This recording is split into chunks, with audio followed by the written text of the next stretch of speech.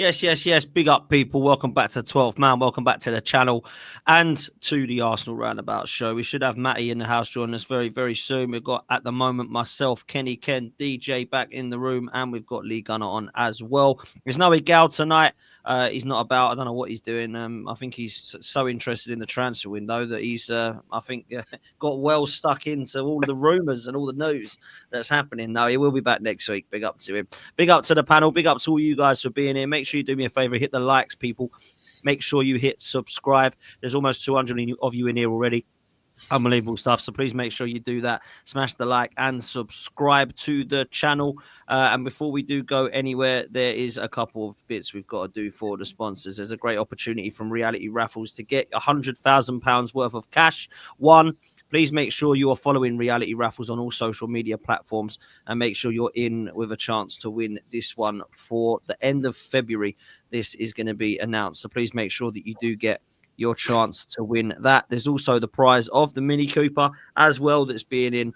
So please make sure that you do go and get involved in that. There are chances for football tickets as well on their website. So please go over to Reality Raffles and get involved in that. Listen, lads, I hope you're all well. Arsenal's transfer window is not very well. Before we get into that and start talking about rumours and links, there has been the news that Lewis-Skelly's red card has now been overturned. So he is available, ready and fit and able to play. I personally think, Kenny, it's the right decision. I didn't think it was a red card. Some people thought it was. Some people think it wasn't. I think the majority of people, media pundits, Arsenal fans and most football fans alike, believe that it was quite a harsh decision. Michael Oliver's received threats and abuse from it, which is not right. He's made a mistake. I don't think he's someone who should not get criticism for making mistakes, but at the same time, I don't believe that anyone should be getting abuse. But it's been overturned, Ken. What do you think of it? Do you think it was a red? Do you think it's the right decision now? Let's talk about it quick. Well, the thing about it is that because Michael Oliver was so close to the incident, I found myself, when I was watching the game and after watching the game, me and my wife weren't sure because we bought into the interpretation that it was studs on the ankle, and when you look at the stills and you look at it, it's the studs above the ankle, and they did try to cover themselves by saying it was dangerous play. So you go with that because they're trying to ban the over top tackle. And let's face it, we will give victims of that with Eduardo and Aaron Ramsey. However, the fact that they've rescinded it, they've probably seen it as reckless, but it's they saw it as a trip. But one thing Arsenal fans need to realise, we got away with that one because there was studs. It was studs, and it is debatable, but it was probably a yellow card, and you've probably seen them given. But now, I beseech all Arsenal fans, stop going on about us being the dark arts. Stop going on about shithousery. It doesn't benefit us. Referees are quick to penalise us. They penalise us at every juncture. When we have corner routines, they penalise. They watch us. They slow things down. That in order to stop us from taking a quick corner or just getting the quick delivery. And they're watching everything we do in terms of kicking the ball away or like the professional foul. So we got common sense prevailed, but I'm just saying from now on, just calm down with the dark arts. Oliver will referee our games again because it happens. I've never seen a referee, in the last probably since Sir Alex Ferguson's been banned from refereeing. I'm sure maybe Pep's had the word, or maybe Klopp. Maybe I'm wrong. Maybe with Liverpool, but I don't know. I don't like the trolling because before the internet, it was like sending death threats to people's houses, and I'm not okay with that because at the end of the day, a decision was made. We got our own way. We got the decision back. Why send him some filth? We did it a couple of weeks ago to Havertz. I'm not okay with that as well. But the problem is, social media is the coward's toy. If you had a bad day and you can't be discovered, and there's a minimal chance of you confronting the person in front of you, you'll send them filth. Doesn't matter if it's a man, woman, referee, player, manager, because you get away with it. And that's the thing. That person who's done that will get away with it because he sent his filth. realised that the heat's on, deleted and run away. And that's the thing, you know. We have trolls, but let's not forget, trolls wouldn't exist if there wasn't such an outcry and things got personal. You know, some of the stuff on Twitter, he's a cheat. You know, he doesn't want Arsenal to win the league. He wants Liverpool to win the league. He wants Man City to win the league. He's a Newcastle fan. You know, all those kind of abuse. All it's gonna lead to is social media trolls getting involved. Like Havertz 2 weeks ago, we abused the hell out of Havertz. All it needed was one guy get the right idea, rather than go to Havertz went to his wife, and that's the thing. Media hysteria, social media hysteria, will lead to filth, disgusting filth being sent to members of the public, especially in high-profile positions. Listen, I agree with a lot of what you've said there, particularly around the threats and abuse. Unfortunately, you're going to stop any of these idiots, man. They've got a phone and they can shout out what they want nowadays because of social media. But DJ, I mean, it's good news about Lewis-Skelly because I think he's been one of our better players, which is mad, really, to think that as an 18-year-old or 17-year-old, I think he still is, to come onto the scene and be one of your better players just proves what a mess we've been in this season in times on the pitch. But what I will say is that I think the referee scenario, the Michael Oliver situation, I've done shows about it before looking at it. I was told he's corrupt. I've told that he's against Arsenal. I went through all the red cards. That's 8 now that he's put against Arsenal to see what I thought in those incidents. Some of them are blatant reds, I'm not going to lie. I think when people talk about him not being allowed to referee Arsenal games, he's a Newcastle fan. He loves Man City. What do you make of all that conspiracy stuff, mate? Real talk, because there's a lot of stuff about it. A lot of Arsenal fans talking about it. So what are you saying, bro? I don't really get into the conspiracy side of things. I don't believe, well, I'm hoping that the referees of today are not like that, as in, I support this club, so what I'm going to do, as you've got us in a couple of weeks' time, I'm going to give one of your players a red card deliberately. So I don't believe in the conspiracy. I think most referees go out and try and do an honest job. However, on the Skelly situation, I'm glad it's been overturned, to be honest with you, because I never would have thought in a million years that we'd be relying on this young lad to come in at left back to do a job for us. When we've got players on the bench and we've bought Calafiori and everything else.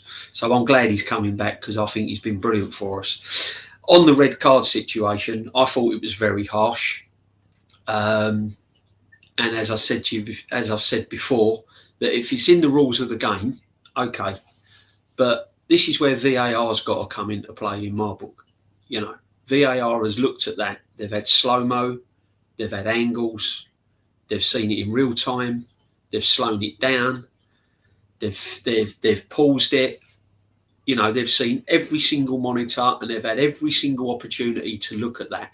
And all of this abuse that the referee got, all of the getting the red card rescinded and everything else could have all been sorted out if VAR had gone to him, go and check the monitor.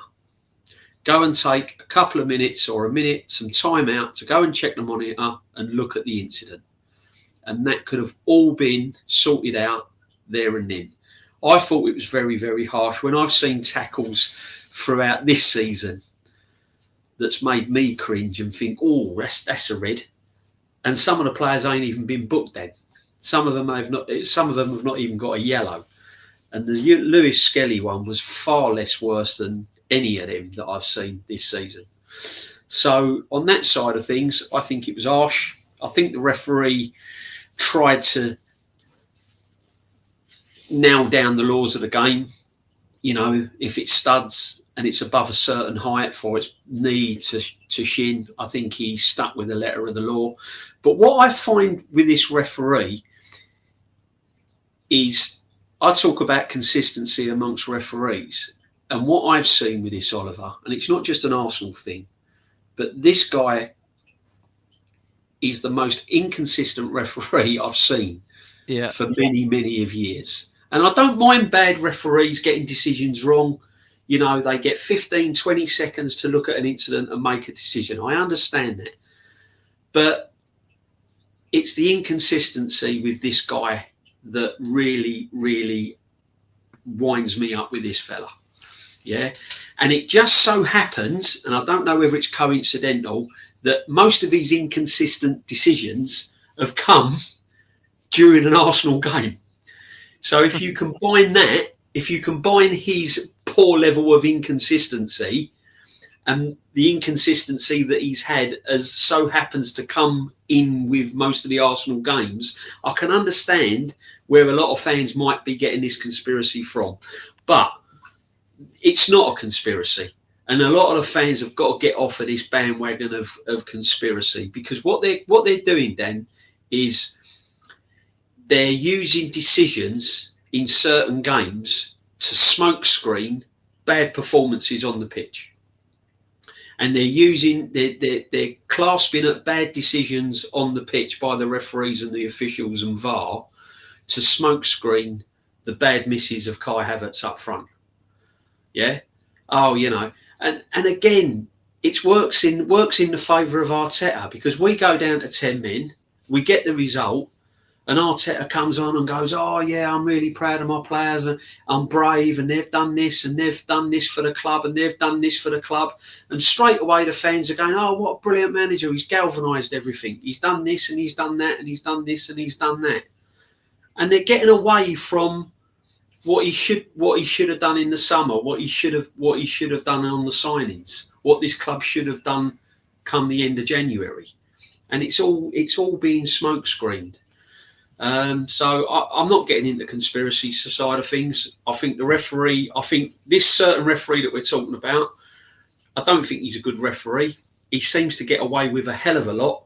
And I think he's inconsistent. And it's just coincidental that all these inconsistencies have fallen during Arsenal games. You know, in my book. So, you know, that's my opinion on this referee. I think he's terrible. But I'm glad Skelly has got off with the red card, because he's a young player. I thought it was harsh. Yeah. Look, I'm kind of with you on Michael Oliver. I'm not a fan of him. Never really have been, to be honest with you. And I think he has done a lot with Arsenal. I also think the inconsistencies are crazy, particularly with Manchester City games. Rodri handball against Everton, Grealish handball against Chelsea, Doku flying karate kick to the chest of McAllister, all against Manchester City, which is why those Arsenal fans that do question it have just feed him with more ammo. And then he just gets fed with more ammo when he goes and gives a yellow card to João Gomez and a red card to Lewis-Skelly in the same game. And it's like, what are you doing, man? You're like really, really making it easy for these people that hate you. So like, that's where I'm at with it, if I'm honest with you.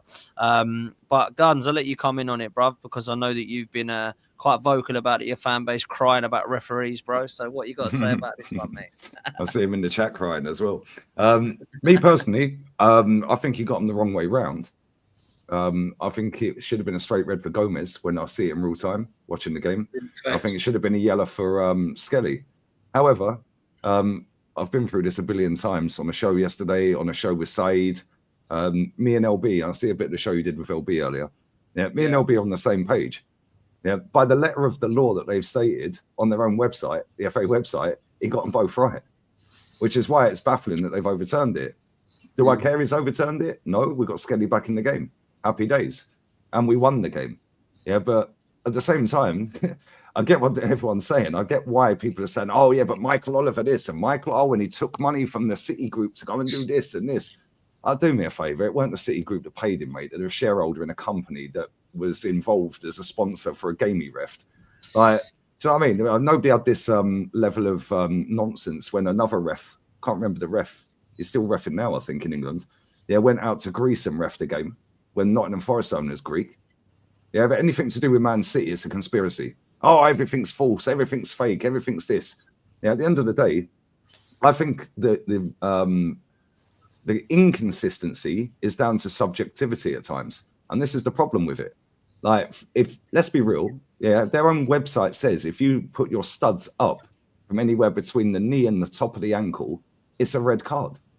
So he got the decision right. So now the FA have undermined him by overturning it. Yeah, to make him look even worse now, because it's on their website, bro. Yeah, do I think it was a red card? No, I don't think it was a red card. I'm not wrong, Nelson. I've been through this with you and other people in my chat, bro. It is literally on their website. If you go back to the show with Said, yeah, LB read the actual law out, mate. Yeah, come on, what we're doing it. Yeah, at the end of the day, I don't get why people are so up in arms about referees all the time.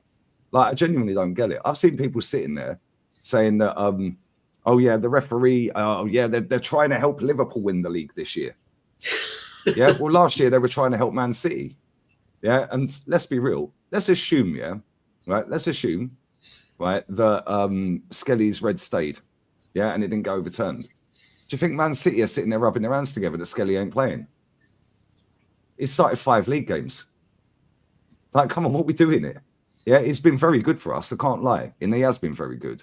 However, the way our fans go on, yeah, I can see why people can't stand it. The fan base. I genuinely get it. Yeah, nobody was calling out when we got the corner against Tottenham when it was a goal kick. Yeah, our fans weren't crying then, were they? Yeah, because it went for us. Our manager weren't crying then because it went for us.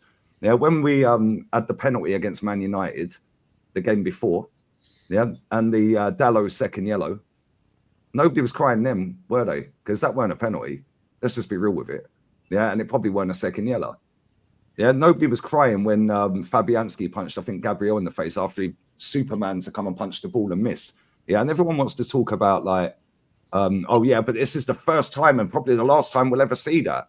How many times have we seen a goalkeeper punch someone in the face when they've missed the ball and it not be a penalty? How many times have we been seeing it given? Once, and that was for us. Nobody cares because it's for Arsenal. But when it goes against Arsenal, and this is where I have the issue with it, I don't think it was a red card for Skelly, but I think Gomez's one was a straight red. But on the letter of their law, on their own fucking website, Dan, he got them both right, which is why now he's overturned that one, or it's been overturned. It makes a whole mockery of their whole system. Yeah, I don't buy into this whole conspiracy theory crap. Yeah, because I find that Arsenal fans just like love to have higher standards for every other team, yeah, for their players, their managers, and their ownerships. They have higher standards for referees and officials and VAR. Yeah, but they don't have high standards for our German donkey up front missing 4 sitters in the game. Yeah, or Martinelli not being able to control the ball properly when he was on a one-on-one situation. Yeah, they don't have high standards for our manager. Yeah, when he's nosing up substitutions, yeah, and getting his tactics wrong. They don't have high standards for this ownership that have gone now 28 days without signing the player after signing 2 players in the summer. That ain't good enough for Arsenal anyway. Fair play. Calafiori scored a great goal at the weekend. He ain't good enough to play for us every week. Yeah, this looks out of his depth since he's got here. That's only when he's been fit, by the way, which he hasn't been for most of it. Yeah, and Marino ain't it. Yeah, and then we signed two loanees that are no good. Yeah, where's the standards for that? Instead of calling out referees every week, yeah, do you genuinely think, do these fans genuinely think, yeah, right, that they're sitting in an office, yeah, sitting in an office and going, right, what we'll do this year, yeah, is we'll let Liverpool win it. Yeah, Man City have won 4 in a row. We'll let Liverpool win it. Well, hold on a minute. When's our turn? You telling me for 21 years, yeah, these refs have been trying to con Arsenal. Get out of here. Yeah, at the end of the day, start demanding better. Yeah, and stop putting decisions in the refs' hands. Declan Rice got sent off this season for kicking the ball away. Go and read what he said after the game. Yeah, he said, we know the law of the game. You can't do that, especially after what I did in the first half with that tackle, which is a 50-50, which I missed. Yeah, 2 games later, Trossard does it. Yeah, come on, is that the ref or is that Trossard? You can all blame Michael Oliver all you like. Yeah, like, do you know what I'm saying? At the end of the day, we know and we can all universally agree, no matter what team we support, yeah, all right, whether you're manager in, manager out, no matter what team it is around the world, we all know these refs are crap. Yeah, we all know they're rubbish. Doesn't matter what league they're in. I watch La Liga every week. Yeah, they're pretty bad there as well. However, they're a bit better. Their VAR system's a lot quicker. Yeah, but there's a mad amount of dodgy penalties and penalties that should be given that ain't been given in Spain. There's to all teams, right? So if we can all agree that the refs are pretty poor, and we can all agree VAR is not being used properly and it's pretty poor, then why do you let them have the decisions? And why is it that's a defining moment? Yeah, why can't 29 put the ball in the back of the net more often? Why can't Martinelli dribble around the man? Yeah, why can't Calafiori defend properly at times? Yeah, why can't our midfield stay compact? Yeah, why can't our manager actually come out and tell us we're not going to sign anybody, or maybe we are? Why can't he do, like, instead of sitting in press conferences lying, yeah, which he has. And the only way this is going to change, by the way, and I'll say this and let you go, yeah, right? The only way this is going to change is when a bad decision happens or deemed a bad decision universally, yeah, then every single manager in the Premier League should come out and condemn it. Yeah, and say, no, we ain't having that.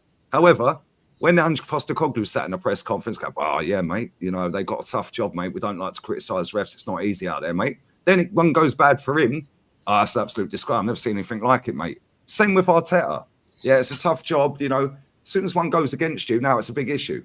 Yeah, and this is my problem with it. We know the refs are crap. We know VAR's crap. Take it out of their hands. Yeah, because they're crap for everyone. Yeah, I didn't see Wolves crying about how many decisions they had go against them last year. And if anyone wants, I love. I'm going to say this last thing. Sorry, Dan. Right? No, go on, bro. I want to say this. Yeah, everyone sits there trying to be the toppest of top gooner. Yeah. All we want, yeah, is consistency. We don't even have consistency. Yeah, from our own players, mate. No. Yeah, real talk. And if you want consistency, why weren't you all on your Twitter accounts? Yeah, sitting there chatting nonsense. Yeah, about the 3 red cards in the Brighton Forest game this season. Then. Yeah, go and have a look at them 3 red cards. Why weren't there an uproar then? Why? Because it won't get you traction.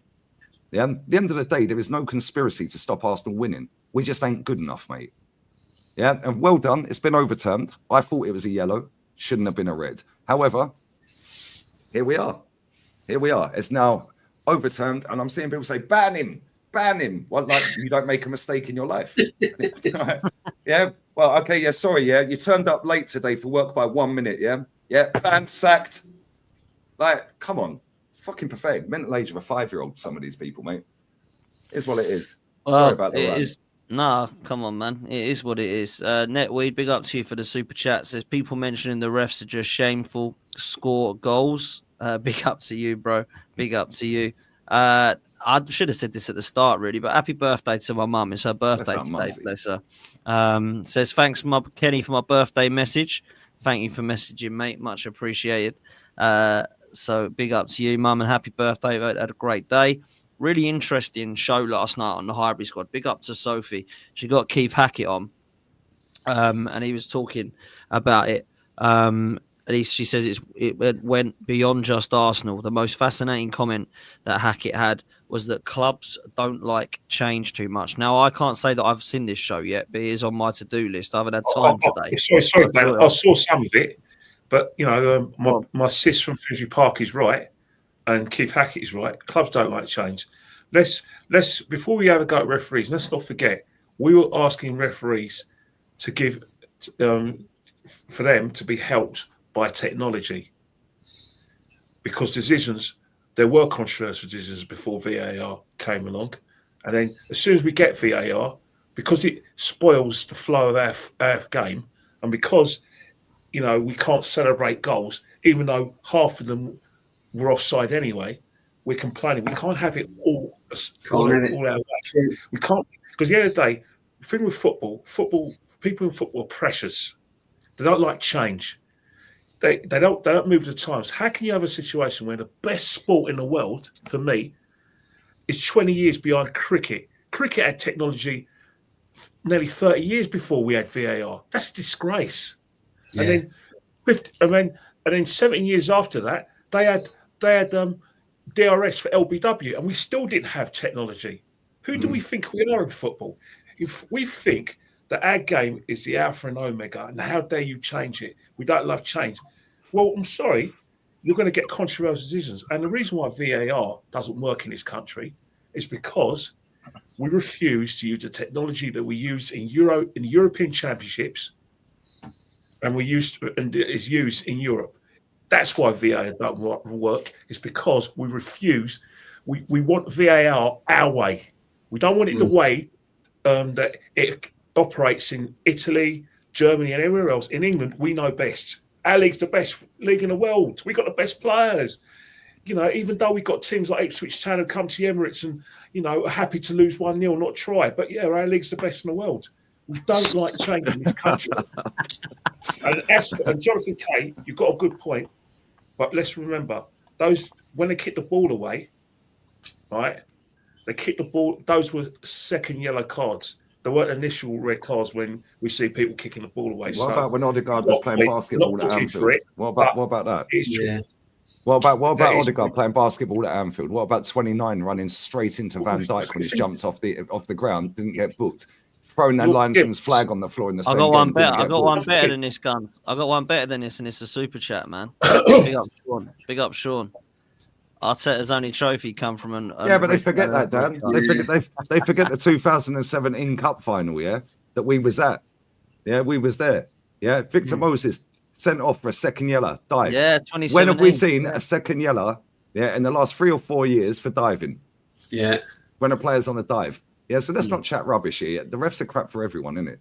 Yeah, Martin Odegaard handballing it, running around in a circle up at Anfield, handballing it. It's a penalty. Yeah, if that went against us, oh my God, we're robbed. Yeah, I think the problem is, our fan base, especially our fan base, they just want everything 100%, every decision correct. You're never going to get every decision correct because a lot of them are subjective. Yeah, let's be real with it. Does anyone know the handball? Does anyone know what handball is? Well, I don't. As for this geezer in this chat, by the way, as for this geezer in the chat, I'm going to highlight this Kwame guy, yeah? Bro, I don't give a shit if you think I'm chatting crap. Yeah, and you ask me how old I am. I'm 43 in June, mate. I've been watching football for nearly 40 years. Yeah, so I'm quite qualified to say what I'm saying, mate. And I've been for over 500 games. Yeah, I've seen poor refereeing decisions, and I've seen George Graham's team all putting their hands up in unison. Yeah, can you imagine if VAR was in that era?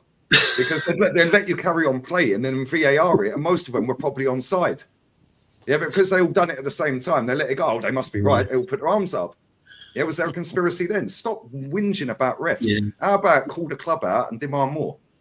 Exactly. I'm still a little bit old school. I still like to think that across the course of a season, it all evens itself out. You get decisions go for you, you get decisions go against you. And as Lee's rightly said about the Odegaard thing and the Kai Havertz thing, you know, some of it and the Spurs. We do have to get better, though, DJ. We do have to get better as a fan base, and I don't think we will do this. We do have to get better. It's fine to say the refs are crap. I've got nothing wrong with that. I agree with it. It's fine to say they're inconsistent. I think that's absolutely bang on. But what I hate is when we use that as the excuse as to why we didn't pick up 3 points. Because when we got Declan Rice sent off for kicking the ball away against Brighton, I was pissed off with Havertz, not Chris Kavanagh, because he should have won the game for us. But unfortunately, they don't talk about that. Now, the first game of the season, Kai Havertz got throttled on the floor, right? We didn't hear a peep of that because we won the game. And that genuinely was a real Jason's having a prospect check. No, I agree. That was against Wolves as well, wasn't it? Do you remember that? But that's what I said earlier on, Dan. That's what I said earlier on. Unfortunately, we've got a fan base that use any excuse as a smokescreen to cover up the failures of this board and this manager. Of why we're not winning trophies, and they're just smoke screening it, they're just covering it up, and they're not facing the real nitty gritty. And that's why we've had a shocking summer window, and here we are going into February, and still miles off of winning a trophy. There we go. Well, listen, Joseph, I'm not going to read that out, but big up to you, bro. Kind of agreeing what we're kind of saying, but in a way that I wouldn't. Suj, over 1,000 people here. Make sure you hit the like and subscribe, whether you're a gooner or not. Do it for the content. Oh, and he says happy birthday to my mum. I appreciate that, Suj. Thank you so much, and thanks for the super chat, my bro. I really appreciate that. Let's move, Matty. I might as well start with you with this super chat, which is a nice segue. Arsenal spent a whole day appealing a red card instead of trying to sign a player. Let's move nicely into it, mate. I want to start with the John Duran news because Aston Villa look like he could be for sale.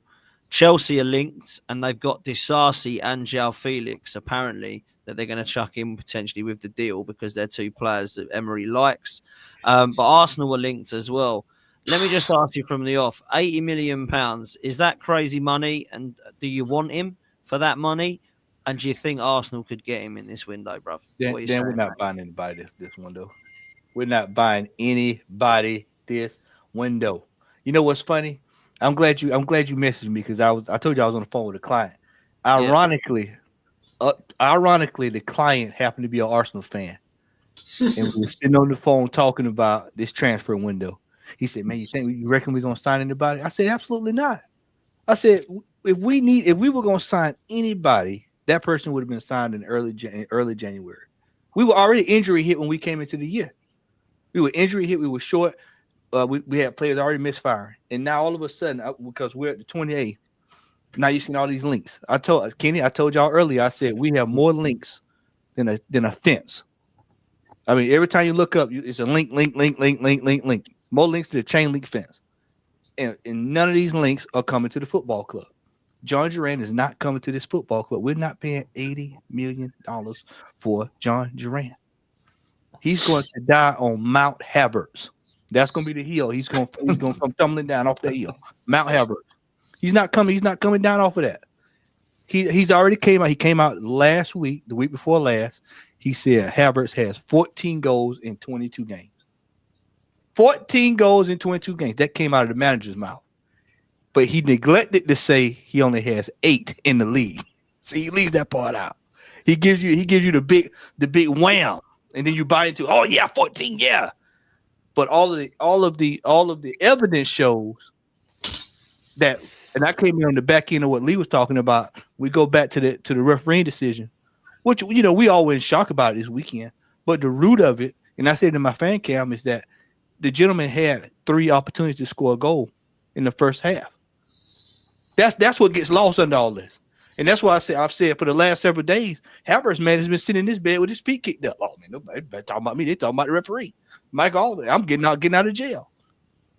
So when you look at this whole situation, what I think has happened is I think the Cronkies have given Arteta the money. They gave it to him this summer. He went to them when he re-signed his deal in June because he re-signed the deal. And when he resigned that deal, he said, this is how much I need. This is what I want. And they said, okay, well, cool. You go get what you need. If you think this is what we need, then you go get it. He spent the money. Now we've come to January. We're injury hit. We're short. It's the crying that we're talking about for a striker this window is what we should have been doing last year and the year before last. The way everybody's on about a striker. It's a fever pitch. Everybody's, we gotta get this striker. When me and Lee sat there last year in January, and we were saying we need a striker to get over the line. We need a striker to get over the line. We need a striker to get over the line. Everybody was saying it. Everybody was saying we were crazy. We needed Ivan Toney. What did he do? He needed Ivan Toney. We needed a striker. Give us somebody. There was nothing. When it was this summer, Dan, and soon as May hit, when everybody was in the stadium clapping the team off on that last game in May, there should have been banners outside the door saying we need a striker. Don't show up. We're not coming to America. Don't come over here. I even told Lee, turn the plane back around. If a striker is not coming off that plane when they land here in LA, send it right on back to Heathrow. We don't want it. We need a striker coming off the plane with the team. They showed up, didn't have a striker. Then we go into the season, didn't have a striker, and we were short. And then now all of a sudden, everybody's looking around in January, the end of January, saying, hey, man, we need to make some signings. Dan, if we were going to make signings, we would have already made them. And if we do make any signings, it's going to be somebody you don't want. This is why I'm a fan now of, hey, just don't spend no more money. Just sort it out in the summer. Because if you spend money now, we're going to end up with a player that's probably not the most optimum player, if that makes sense. You want the best available player. We're at a stage right now in this so-called project in 5 years, 800. This is what I told the fellow on the phone earlier. 800 million deep. You should be getting the absolute best. We ain't got time for 18-year-old Norwegians. We ain't got time for 14-year-old. We don't have time for players from Macedonia. We don't have time for players from India. We don't have time for none of these project players. It is time for us to go out and bring in the best available player. There's one sitting over in Portugal right now for $80 million with an $80 million release clause. There is absolutely no excuse that if they wanted a striker bad enough, a sure shot gunman, they could go right over there to Portugal and get him and bring him over here. Instead, you're hearing all these links about this person, that person. I saw what was I saw today? Who was it I saw this morning? Moise King. That's what I saw this morning. Brother, if you reaching way over there for that, come on now. Come on. We this got to stop. The more the fan base sits there on their hands and refuses to just keep tolerating it because they keep doing it. So when this window closes, we'll probably make some weird signing. You know how we do. We make some strange signing, one for the future. We'll make that signing, and then we'll get ready for the last run in here, and then everybody be sitting. When we get to the Champions League knockout stages, that's when it's going to really get folks pissed off. They're going to really get mad then, because that's when they're going to look at other teams. You'll see your Bayern Munich, your Real Madrid. You know, you'll see the toughest of the tough. You'll start and see Mbappe firing down. You see stuff like that, and then you'll be looking over there, and what you'll look at, you'll see Kai Havertz sitting there with that look, that crazy look on his face, and then that's going to piss people off even more, because then people are going to say, we spent money on that. We spent $65 million on that, and $52 million on Jesus, who's out for the rest of the year, who has only had 11. Lee, was it what you told me the other day? Lee, was it 11 goals? The highest goal tally he had since he's been at the football club. Is that what I heard? 11 goals there. Damn pots. 11 goals is the maximum that he scored at this football club, and we paid $52 million for him. So the money has been spent. This is what I'm trying to tell people. We have had the money, but we have not spent it on the proper players. And so now we're paying the price for it. I agree. Everything you've just said there is bang on, Matty. Like, literally facts. Everything you've just said is facts. Let's get some, before I come to Kenny on this Duran stuff and the links, and if we're going to actually bloody sign anyone, let's take a look at what the comment section is saying, because I've highlighted a few bits in relation to it. Steve, big up to you, bro. Says Duran ain't good enough for 80. We could get Isak for a bit more. Why don't they at least try? Even Victor Gyökeres, we can get him for 80 right now. I kind of agree. I think if we're going to be going with that much money, I'd rather just release the clause of Gyökeres and be done with it, if I'm honest. Then we're going to have to sell before we buy. Me and Kenny have been saying that for the longest. I don't think people look at this wage bill. Look at the same problems, fellas, that they told us when they arrived. They said we're going to not let players run down contracts and leave for free. Well, what is Tierney get ready to do? Well, you look at Party. You unlock Party on a buyout clause, and then don't even try to make any money off of it. So he leaves. He leaves for free. Jorginho leaves for free. We're going right back down this rabbit hole of getting players in this football club that we don't know how to sell or move on. That's inexperience again. That inexperience I keep telling y'all about with this regime shows up again. We should be able to sell some of these players and make some money off of these players to go get what we need. But instead, we're sitting right here. In this Havertz deal, we're going to be dealing with this for the next 2 or 3 years. This is the new Ozil deal, ladies and gentlemen. For those who remember, this is the new Ozil deal. I told I think it was Ola the other day. I said he needs to restructure that deal. I said if he really cared and cared as much as he do for this football club, well, just restructure that deal so that we can go get some players in this team. Because he knows when he go to bed at night, he know he ain't worth that money. A man who really knows he ain't worth that. But he said, I'm going to just take what I can get. I'm going to fleece it. And I'm going to make it work. It is kind of frustrating when we had all this with Kolasinac, with Ozil and Aubameyang and all this that we were told we got to clear.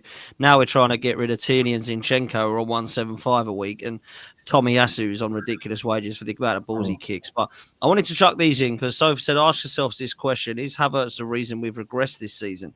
He was top 3 player from January to May last season, the top scorer this season for us. What about you know what, Dan? Dan, Big Sis. I've been watching your shows. I know you're a big Havertz fan, but I understand the question. But the situation with Havertz, first and foremost, people mentioned. Let's address Duran, Gyökeres, and Isak. Sorry, Arsenal fans, they're not coming to Arsenal. One, because the money maybe not be there, maybe isn't there for them. But one most important comment on later, Mikel don't want them. He doesn't need them. They don't fit into the way Mikel wants to play. I think everyone in this panel, university, agrees that's the case. Hence the fact that we can talk about Gyökeres, but when you watch Gyökeres play, and you see the goals where he gets the ball from deep and just drives. Have you ever seen a striker play like that at Arsenal? I haven't. All right, you look at Isak. Have you ever seen a player under Arteta play like that? I haven't. So the question is, we know they're good players, but does Mikel want them? And the answer is no. He wants Sesko. I don't know why. Mikel has seen a player that can finish system. But the Havertz one is very interesting. And, Big Sis, asked a question, and the question I'm talking about, Kai Havertz, is, my Uncle Clive says that Kai Havertz is tactically important. Well, I think Kai Havertz can be tactically disruptive. And the reason why I look at it was I've called him tactically disruptive. When Jesus came back into form, in the 2 Crystal Palace games, and we felt that we had to play him up top, we disrupted our midfield to combine Kai Havertz into the team. And initially, when we found a position for Kai where he could play the false number 9, we were playing in the midfield where the midfield looked imbalanced. But we feel because Kai has got his potential where he's a generational player, and it's not just me saying that. It was the sort of term they were using in Germany when he was at Leverkusen, and the fact that Chelsea spent big money on him, and we, follow Silton, spent big money on him to the extent that Mikel Arteta looks at his player and feels, right, this is a very important player for him.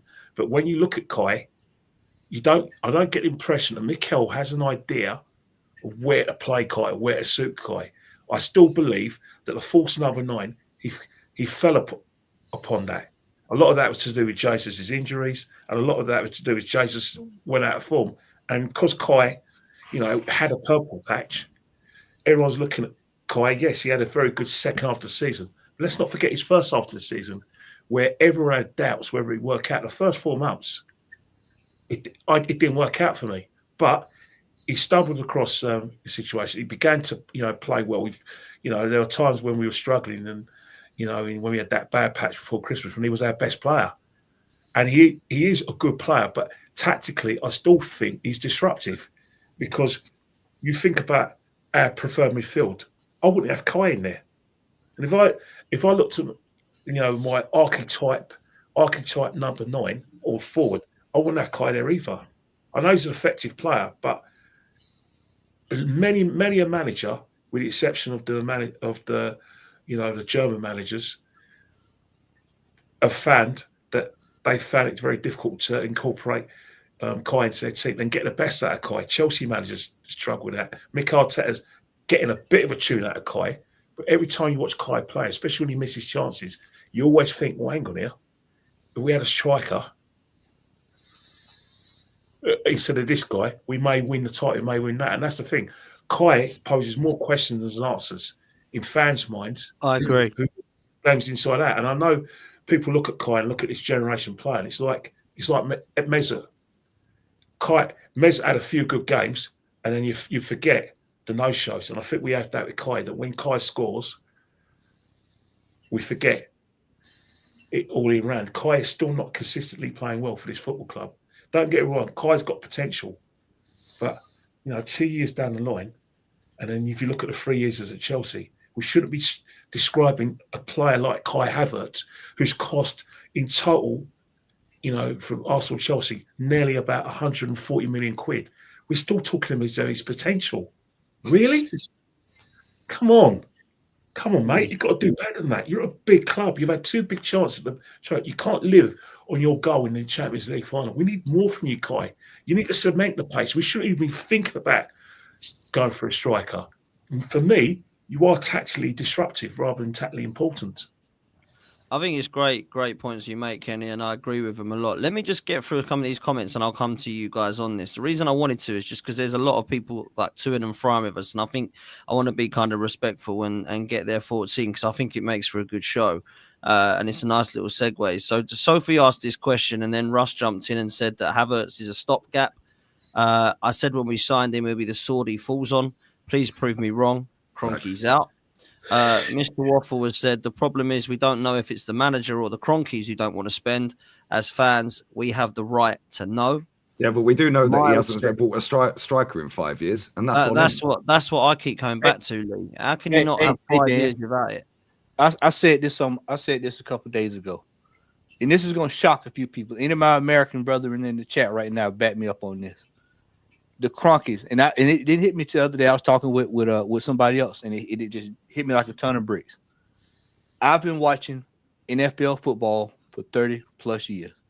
I'm also an avid hockey watcher, big New York Rangers fan. We in the mud, but that's a different discussion. and of course I watched the NBA. So I watched most of the major leagues here. I have never seen the Cronkies give any of their other managers or coaches the amount of money that Mikel Arteta has been given. Ever. True. Ever. In any of the other sports. Ever.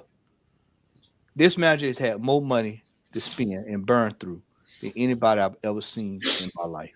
It is an absolute disgrace that we have not went out and bought what we needed, and that we're still sitting here with our hands out looking for to go get players.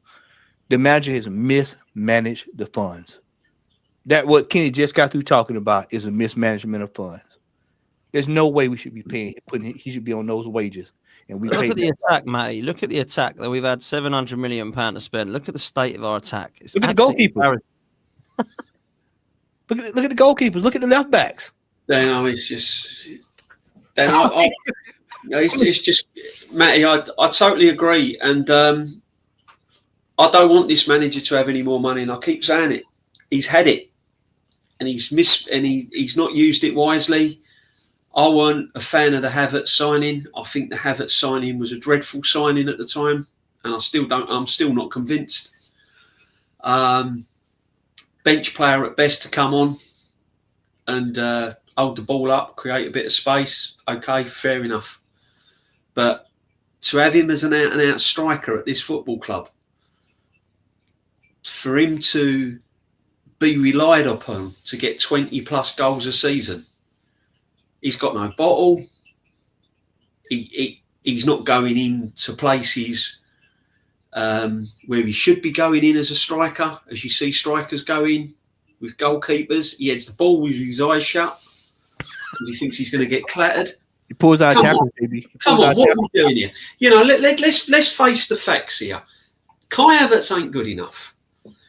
We need 3 or 4 players in key areas. He's not signed a replacement for Saka, which he knew he had to. The left side is a mess. Martinelli's in and out of form. Every game he plays different. You know, and he's signing a midfield player that just goes round in circles and passes sideways. No pace. Doesn't create anything. You know, the guy has had so much money and he's wasted every single penny. I don't want him to have any more money. If he's any good as a coach, get these players, which is your squad. You've assembled it in the 5 years you've been there. You're the one that's got players out the door. You're the one that's brought these players in. They're your signings. Show us what you can do with it. And you can't, because he's not good enough. And the problem is, Dan, and you know, the problem is with it as well, is we are going right back to square one. We've got to get players out the door that's going to get no money in. So we're going to be back to square one again. There's going to be players leaving, and we're not going to get a penny for. We're going to be playing over the top for average players. And the cycle is going to continue again. We're in a rebuild within a rebuild and doing another rebuild. And it's just going on, and it's going round and round and round. We're finishing runners up. We're doing this. We're going to be finishing 5-6 points behind Liverpool. And it's just there's no more DJ names for me. There's no more names. There's no more rebuilds. No more phases. No more projects. I've had enough of all that crap PR stuff, man. It's about win now. It's about win. Yeah, we've got a dog called it, so start doing it. Do you know what I mean? He should have been sacked for that alone. And can I just say one more thing before I go, guys? Before I let you crack on, Dan. Again, what I'm trying to say is. We're looking at younger players coming in, like Ranieri, and we're looking at this kid from, you know, this Norwegian kid now. I mean, where are we at? Give us we should have the finished article with the money he's had. We should have the finished article at this club. We should have players that are already established. And just because we're Arsenal, who's to say Gyökeres will want to come to Arsenal and players like this? What has this manager done over the 5 years, trophy-wise, to attract these big-name players? Because if I'm Gyökeres, I'm not looking at Arteta. I'm looking at Pep. I'm looking at Ancelotti. I'm looking at the new Liverpool manager because I'm getting excited what he's doing and the way he's playing and the way Cody Gakpo's improved and Konate and players like that. If I'm Gorkarez, I'm not looking at Arteta. You know, watching Martinelli run round in circles, watching, you know, Moreno pass the ball sideways. That don't excite me as an established striker. So who's to say these established strikers want to come to the club anyway, Dan? You know what I mean? It's just ridiculous. Hey, check this out. Not only that, but then let's look at the strikers that we had. How many he's desecrated over the last few years? Aubameyang, Exactly. Lacazette. Yeah. You can just put on the list of players the attacking players that we've had. Martinelli's regression. Saka's been ran into the ground. Well, this is what I'm saying. This is what I'm saying, Matty. If you're a young striker in, you know, that banging form, and you're looking at the players that he's not improved, because let's face it, there's no evidence to me that he's really improved any players. But then you look at the only players that I'd say he's improved, Gabriel Magalhaes, and just I'm struggling after that, if I'm honest. maybe Ben White, as well. Although he got Ben White was awful at centre back. At right back, he's actually very good. But the thing is, right, if you look how much money he's spunked on players to play left back, the best left back at the club's going to Celtic. Yeah, and Brendan Rodgers has come out today and said we're all in agreement for summer, but we're trying to get it now. Yeah, all parties all agreed for the summer. Yeah, we're trying to move that forward if we can get it. And the way he's treated the young guy as well, Lee, is appalling. Pathetic. Yeah, but let's be real. Our best players, most of them, that are considered our best players, were already at the club when he got here. Yeah, Saliba. Yeah, and he fucked him around. Yeah, he'll be gone in the summer. If we don't win nothing this season, Real Madrid are all over that. Facts. Yeah. Right. So he was already here. Tierney's already here.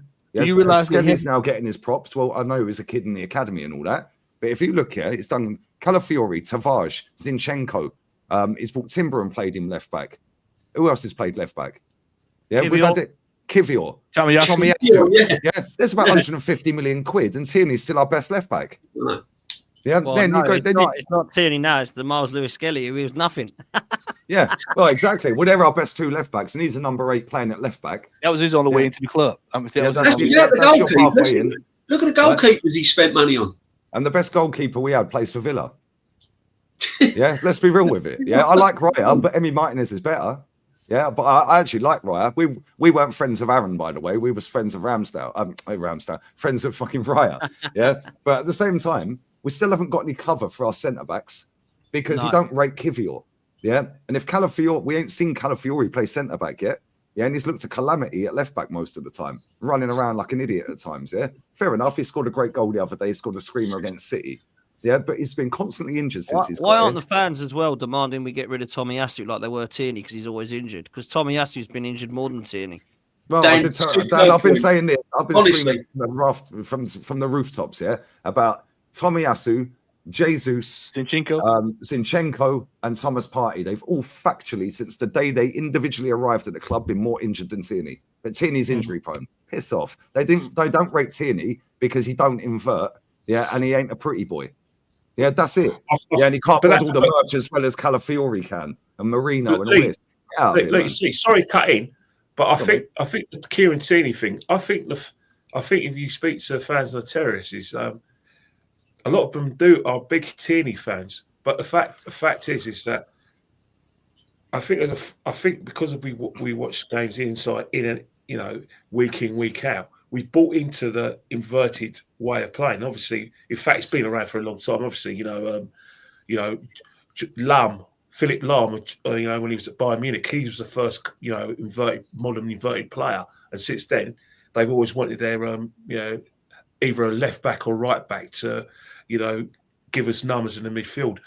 Kieran Tierney, for me, Mick Arteta, it's just footballing reasons. I don't agree with him because I still think that the best left backs are the ones who do cover the flanks, both defensively and offensively, and put crosses in. However, we're not the only team that prefers to play with inverted. Yeah, but we're the only team that play like that of a top team that don't win anything. Yeah. And, When you watch Inter Milan, yeah, Inter Milan have 3 centre backs and they have 2 fullbacks, yeah, wing backs. Right? DeMarcos is class, by the way. Yeah. Why don't we play in a back 3? Because we've got enough flipping defenders. We could play a back 3 and have wing backs. I think we played in the back 3 when we won the FA Cup. Remember, exactly, and he's gone away from it. And this, sorry, Kenny. Yeah, this is why when people sit here and go, people go, oh, but why are you all being negative, mate? We've gone nearly 5 years without a trophy. Yeah, we've only won 2 cup games in the FA Cup since he won it 6 FA Cups ago. They're like, what are we doing here? But at the end of the day, when people say it takes time, I'll give him time. He's had more than enough time, and it didn't take him time to win that cup. Yeah, and then since he's got his money and he's spent that money, he's wasted that money. He now needs time. No. He proved he could do it in 6 months. He done it. Well done. We all enjoyed the cup. However, now he's got his own players and got rid of all them players, treated some of them bang out of order, by the way. Yeah. Oh, Aubameyang's still ripping it up. Oh, but it's the Saudi league. Yeah. 16 games, 11 goals. Yeah, but it's the Saudi league. Well, what about the near 40 goals he scored last season at Marseille then? Yeah, do you know what I'm saying? Like, at the end of the day, yeah, he's poorly treated a lot of our players, throws them out the team, like treated them badly, barely giving them game time. Why did we sign Kivior? Right, if you're not going to play him, then it's, oh, well, we can't play a left-sided centre-back at right centre-back. But then he did the other day with 2 lefties in the centre. What is all this? I need a left footer on the left. Yeah, but this is the thing, Kenny, yeah?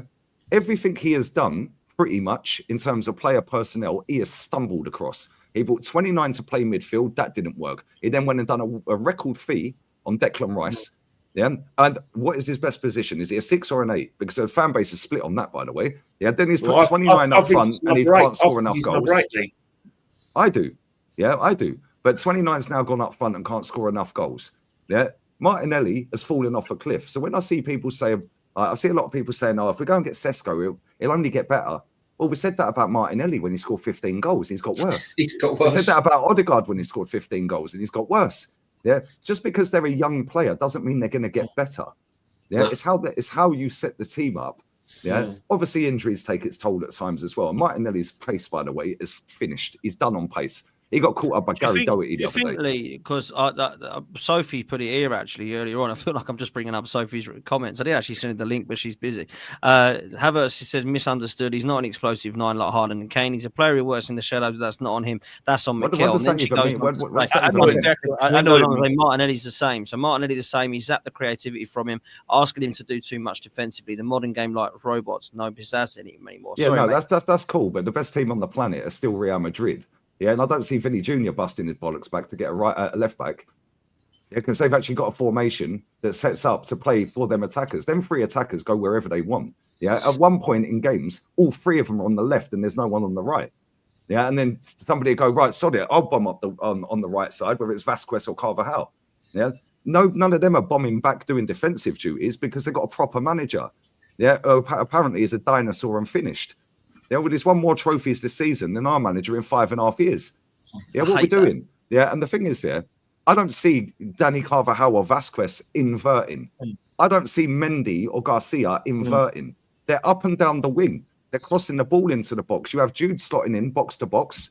Yeah, you have Modric when he comes on. Yeah. And they all know their roles in the team. And the manager allows the front 3 to play with freedom. You can go wherever you want. Yeah, but listen, if all 3 of you are over on one side at any given time, which Mbappe and Rodrigo and Vinny are a lot of the time, then somebody just takes, oh shit, all 3 of them over there, bang, I'll get the out ball over here then, so somebody can switch the play. What we do is so rigid, yeah. So then you need a killer up front, and he ain't it, mate. He's rubbish. Yeah, I don't care what anyone tells me. That guy is trash. If we go and get Sesko, he's trash as well. Yeah, Gyökeres I think is actually really good. Osimhen's hit and miss. Misses way too many chances. We needed. Sorry, Kenny. Let me just land this last point. Yeah, we needed. Yeah, and people are going to laugh. Oh, he's crap. Morata, 10 million quid. Tell me why we didn't buy him. Because I'll tell you what, he will score more goals than this geezer, mate. None of these strikers I've just mentioned will, apart from Gyökeres. Yeah, I'm not a fan of Morata, but I can't say that he's going to be worse than Havertz. Guys, therein lies a problem. You talk about Ancelotti. Ancelotti's seen as a dinosaur. As compared to Pep, Mikel, and Amorim. The problem we've got in football these days is that all the managers I mentioned are micromanagers. Guardiola's a micromanager. Arteta's a micromanager, and Amorim's 100%, 150% a micromanager. He might actually be worse than Arteta. The way teams play now is that when you talk about Martinelli having to do more defensive duties, when you talk about Kai being more sorry, Tayo, don't hit me. I know we grew up together, we grew up near each other, but I'm sorry, I didn't mean it like that. But you know that people say Kai is tactically important. Yeah, he is tactically important because simple reason is that I said it on your show yesterday, Lee, and I'm going to say it now. And please throw punches at me. But I tell you right now, Pep Guardiola is a talent killer. He's an enemy of football. And hear me out. Criminal. When I talk about enemy of football, he has killed the individuality of players. The only player that has escaped Pep is Messi. Apart from that, he's killed the individuality of Jack Grealish, £100 million player, a brilliant footballer who basically had the je ne sais quoi, cutting edge when he was at Villa. He's gone with Pep. Look at him now. Look what Mourinho did to Joey Cole. When I was growing up in Islington, Joey Cole, is 10 years younger than me. You go to Islington, Hackney, Tamlets, Camden, Barnet. We're all talking about Joey Cole. What happened? He went to Chelsea. The individuality and the rigidity was pushed into him. You didn't see the Joey Cole I was seeing as a kid, and that's the thing with football these days. It's very, very rigid. It's very, like I said, system based. Despite the fact that there's like I said, the football's on the floor. It's played entertainingly. It's rigid. For instance, you've got to win the ball back in 10 seconds or you don't play. If you don't run, you don't play. So your creative player is dead in a Pep system. It's dead in Mikel's system and it's dead in Amorim. Is anyone shocked that Marcus Rashford isn't getting a game under Amorim? I'm not. You? Dan? It's not very good anyway. He'll begin one under Arteta if this transfer one to play out. He's very good as well. Managers like Amorim, Pep, and Mikel Arteta are killers of individual talent. If you want to see clash and football with a bit of je ne sais quoi and a player that has thinks outside the box, you ain't going to see that with Prep or Mikel. That's why your Perez's, your Isaacs, forget it. Somebody put in the chat, why didn't we go for Marmoush? Yeah. Why didn't we go for him? Yeah, well, that was another link. That was another link, wasn't it, earlier on? David Ornstein's come out today they and said that we're not. They didn't want to sell him and he weren't available. Why has he gone Man City then? Because he doesn't David Ornstein's come out today and said that Arsenal were not in for Duran. Yeah, I've seen that. I've seen the quote on that somebody posted out. Yeah, that we're not in for Duran. We ain't in for a striker, mate. Yeah, we're in for somebody. John Duran is a bench player at Aston Villa, although I think he is actually very good. Right. Yeah, to be fair, I don't care how much it costs as long as he delivers. Because we went and done 60 million quid on that 29. Yeah, we've paid him 280. If he goes the whole length of that contract, that's 132 million quid. Yeah, yeah, that's the worst signing in our history, mate. Because at least Mesut Ozil will cost more because he renewed his contract after that, right? At least he actually won stuff at Arsenal, and at least he had a bit of ability, like a lot of ability, in fact. Yeah, when he wanted it, Ozil was insane. Yeah, when he didn't want it, it was a pain in the arse. Yeah, this guy's got no ability. Yeah, what's he good at? He can't hold the ball up. He gets brushed off of it. We see Man City against Chelsea the other day. Erling Haaland, you ain't getting him off the ball, mate. That one where he whips around the corner to Foden, you ain't getting him off the ball. Yeah, if that was 29, it just gets moved out the way. It gets moved off the ball. Pulls out of tackle. He pulls out. He pulled out of tackles in that game. You're right. He did pull out of a tackle in 50-50 in that. He pulled out of it. Right? When he's clean through on goal, does anyone expect him to score? Because I don't. When Erling Haaland's clean through, I'm expecting that in the back of the net, and it's a shock if he misses. Yeah, he's offside quite a lot. Well, Erling Haaland's never offside. And I know I'm comparing him to Haaland, but we funded that deal. Yeah, by signing two of their players. Right? Why didn't we go and sign Marmoush? They've already got a striker. What do they need him for? Oh, because they're building a squad. Yeah, this manager is so comfortable with just his own 11, and he ain't got no contingency plan for if his 11 get injured, because he didn't plan on Saka getting injured. Yeah, we've already admitted, our technical director, who's now quit, admitted we weren't in for Sterling. He weren't on our list. Yeah, but it came up. Yeah, and they're doing exactly the same now. They're going to wait until deadline day, and then Rashi's coming, or somebody we don't even know of. Yeah, and it's not going to be the player we want. And then everyone's going to go, oh, well, it's better than nothing. But another thing, no, mate, you're right, Lee. But another thing that's getting to me as well is that I was hearing like last season and the season before, we're 2 injuries away from a disaster. I'm 2 year on, and we're still a couple of injuries away from disaster. You know, if Saliba or Gabriel get injured, we've got Kivior and Calafiori. So where are we, guys? You know, that's only if I was looking at the bench. I was looking at the bench the other day. I think it was at the game with, you know, when I met Danny and Ken at the game. I was looking at the bench, and I'm looking at the bench, and I'm thinking, what's going on here? Who are these? It has been a shambles when you look at it, right? Like, let's just do this, because it is quite crazy when you look at.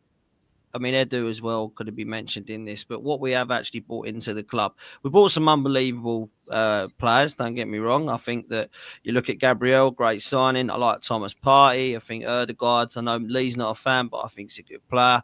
But if you look at some of the absolute disastrous players that we've actually brought into the club, it's actually quite embarrassing. Right away now. This is scary. I'm honest. Look at this right here. Look at this. Look at this, man. Embarrassing. That's the one. Already.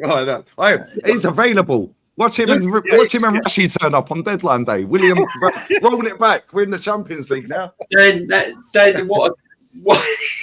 That was like. JB, you want to hear something crazy?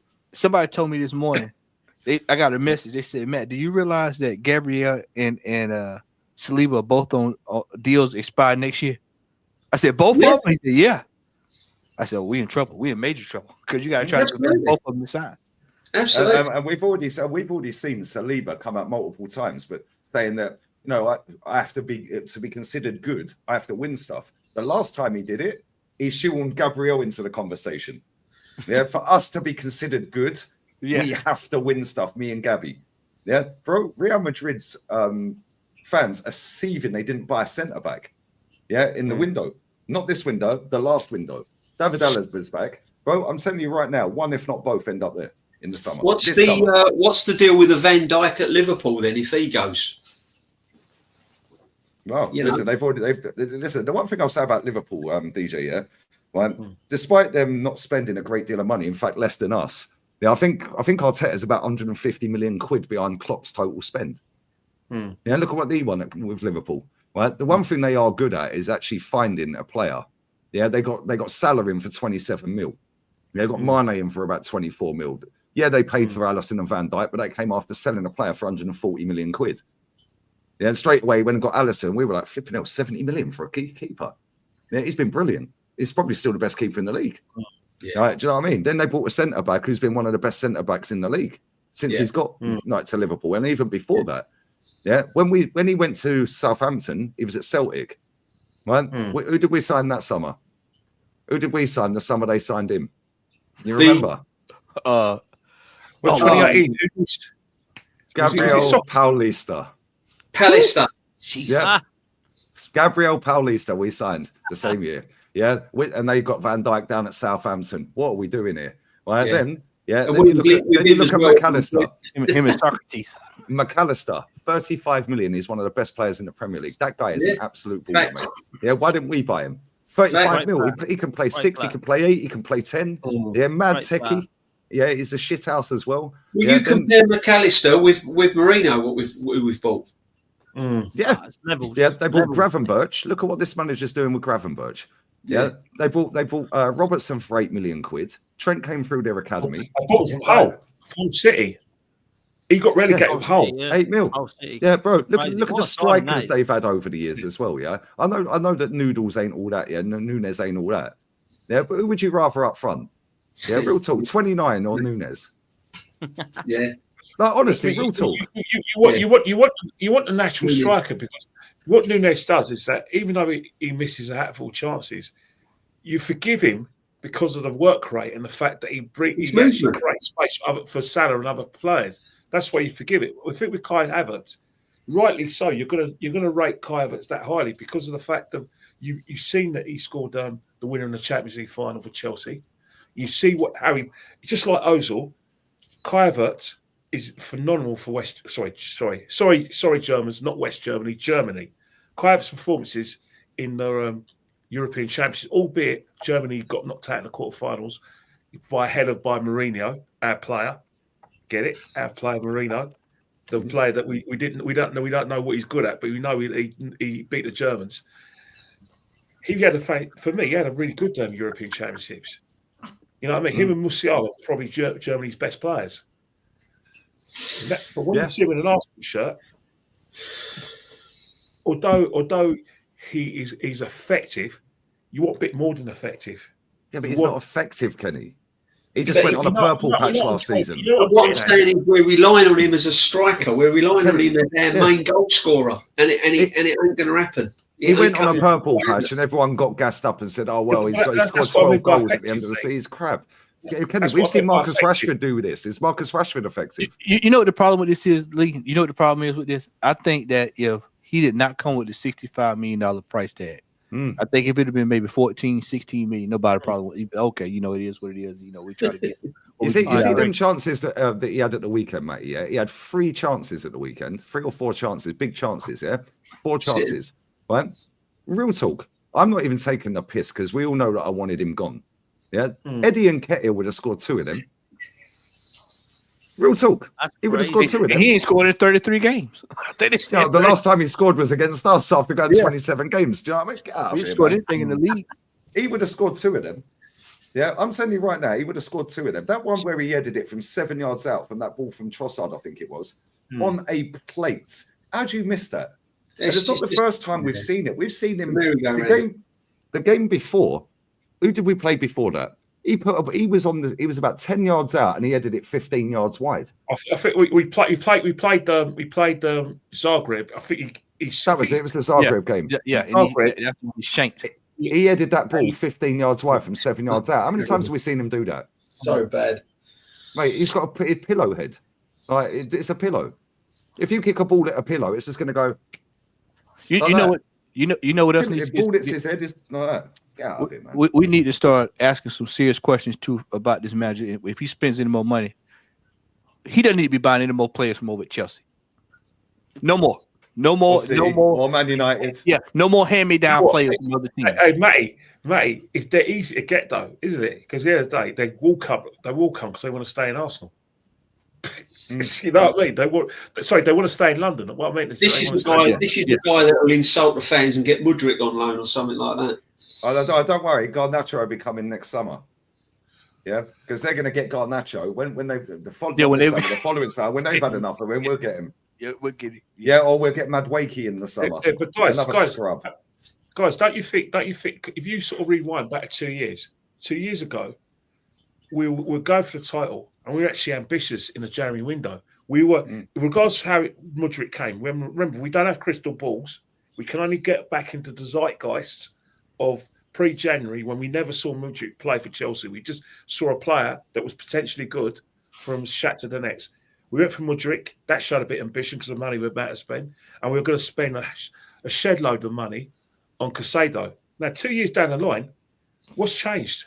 We're still apparently going for the title where we're contending with Liverpool. What's changed? Why is the ambition changed from 2023 and it's seemingly lack of ambition in 2025? What's gone wrong? Why are we not trying to improve the cross, especially since we've had serious injuries to players? We've got serious injuries because our wage bill's through the roof compared to. We have serious injuries. Yeah, but Kenny, we've only got about 4 players. Kenny, we paid £2 million for Norberto Neto and paid him 50 grand a week. Yeah, he's not played a game. He's on 50 grand a week. We paid 6 million for Sterling, and we're paying him 162 grand a week. There's 212 grand a week. Yeah, and 8 million quid loan fees sitting on the bench. Yeah, that's why, because we're paying trash. Kivior, 24, 26 mil, whatever. I think he's on about 60, yeah, on 80 or something. Yeah, like what are we doing here? This is why we can't go and do stuff because we're overpaying crap. No, I agree. Yeah, when you look at other clubs, the way they pay their top players, yeah, right, and it's structured down. Kevin De Bruyne's on about 300 grand, 400 grand. Haaland's the top boy. Haaland's on $500,000. Thank you. Yeah, and this is my point. Go all the way down their list. Yeah, I think their goalkeeper, Edison's on less than half of most of our squad. He's on about 70 odd grand a week, 75 grand a week, Edison. Yeah, do you know what I mean? It's like, why? Trossard holds bench, he's on 90. Yeah, Cedric Suarez was alone, injured. He was still injured, and then we signed him. Yeah, and paid him 90 grand a week. Edison, we had sorry, Lee, but you facts, but we had Nketiah on 100 grand a week before he left. Hey, we paid top money for Fabio, and he pulled up with a boot. Y'all forgot about that, didn't you? 100 grand a week. But I think if we're talking about getting a striker, but come the summer, I think we're going to need 3 or 4 players. 3 or 5, 4? 6. No, we need about 8.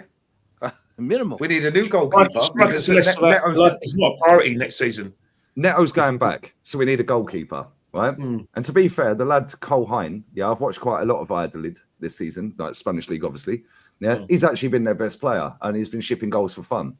Yeah, but it's actually been really good. I can't lie, they're just crap, right? But we need a new goalkeeper. Yeah, we're going to need another left back. Yeah, let's be real with it, because Tavares is going. That's an obligation. Yeah, Calafiori, is probably going to play left stroke centre back. Yeah, because Gabriel will probably fuck off, and if he don't, then he'll be cover for Gabriel, but he can also cover at left back. Unless he keeps Skelly playing at left back. So maybe, let's say we don't need a left back. Let's just say we'll go with a goalkeeper. Well, we definitely need cover at centre half then. Right, so there's 2. Yeah, Thomas Partey and Jorginho are running their contracts down. Yeah, I expect Partey to leave. Jorginho, maybe. Yeah, but we still need a player in that position anyway. So there's 3. Right, we still need another creative midfielder. There's 4, because Odegaard ain't it. And when he is it, he's good for a little bit. And then what's to cover if he's shit? Yeah, we still need a right winger. There's 5. We still need a left winger. There's 6. And we need at least 1 striker. All right. I've got something controversial to say to the panel, not so much to you guys, to the panel. We DJB and Mattis both said that we need to sell in order to, balance the books, so we can get the players we need into the football club. Do you think we should sell Martinelli? Because Martinelli's 100 grand and 80 grand a week. He's still young enough, and we can still get a good fee for him. Who's buying him? He hasn't. He's not the player he was before. That is a player that I think we can make a sacrifice on. So how much do you reckon we can get for him realistically? But if you were Mick Arteta and you're thinking of a business plan, and you're looking at his age, and would he be a player you sell? Because you may get, might find a club. Trossard's another one. Which he's going to be leaving. Yeah, he'll be leaving anyway because he already turned down. Would you get more money for Martinelli than Trossard? Probably get more money for Martinelli. Because of the age. Yeah. But how much are you realistically going to get for Martinelli, and who's going to pay it? You got to do the Arsenal tax. So anytime we get ready to sell a player, we have to take away what you what's in your head, subtract about 20% of that. Because bear in mind, the record signing out of this football club is who? Oxlade-Chamberlain. Yeah, because he hit all the add-ons. So we got about 40 mil for him. No, that's true. That is bang on true, Lee. Yeah. I was going to say... we got rid of Willock. Will he ain't any? I'll tell you right now, 18 million quid for Aaron Ramsdale. 7 million add-ons. Did you see that crap? He ain't kept a clean sheet all season. And it's done on both. If they stay up, we'll get an extra mil. So that's 19 mil.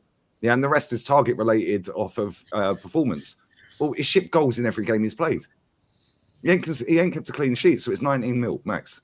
Iwobi, Oxlade-Chamberlain, Balogun, and Smith Rowe, and Willock. And Eddie. Then back in the day, Overmars. They're our top sales. Yeah. Do you know how embarrassing that is? That is embarrassing. Look at Chelsea and Liverpool, man. Look at what they do. Man United are about to sell Garnacho, the worst winger in the league, mate, for about 60 million quid. It's embarrassing, man. It's embarrassing. Yeah.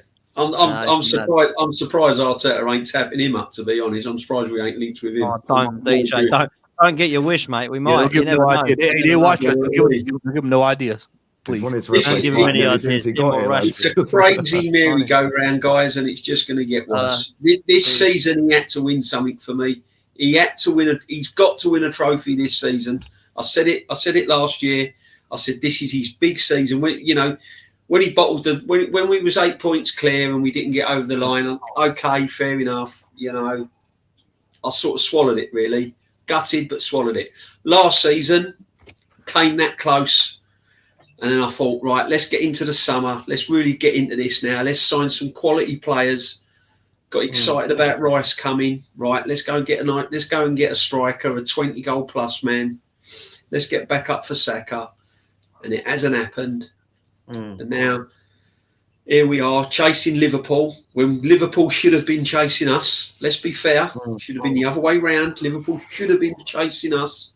We should be comfortably in that Carabao Cup final. We should have battered Newcastle. Yeah. There's no way we should have gone out against a poor Man United team. And here we are coming into February, clutching at our top goal scorer on 8 goals in the league. Top goal scorer on 8 goals. Best player out injured, and ain't going to be the same. And news for all the Arsenal fans: the type of injury Saka's got, he's not going to be the same Saka when he comes back. Fact. That hurts. And people are going to say to me, "Oh yeah, no." His injury is that bad. He's not going to be the same Saka when he comes back. This could be potentially another Jack Wilshere in the pipeline. He was our assist leader too, by the way. He had 10 assists when he went down. He was the assist leader.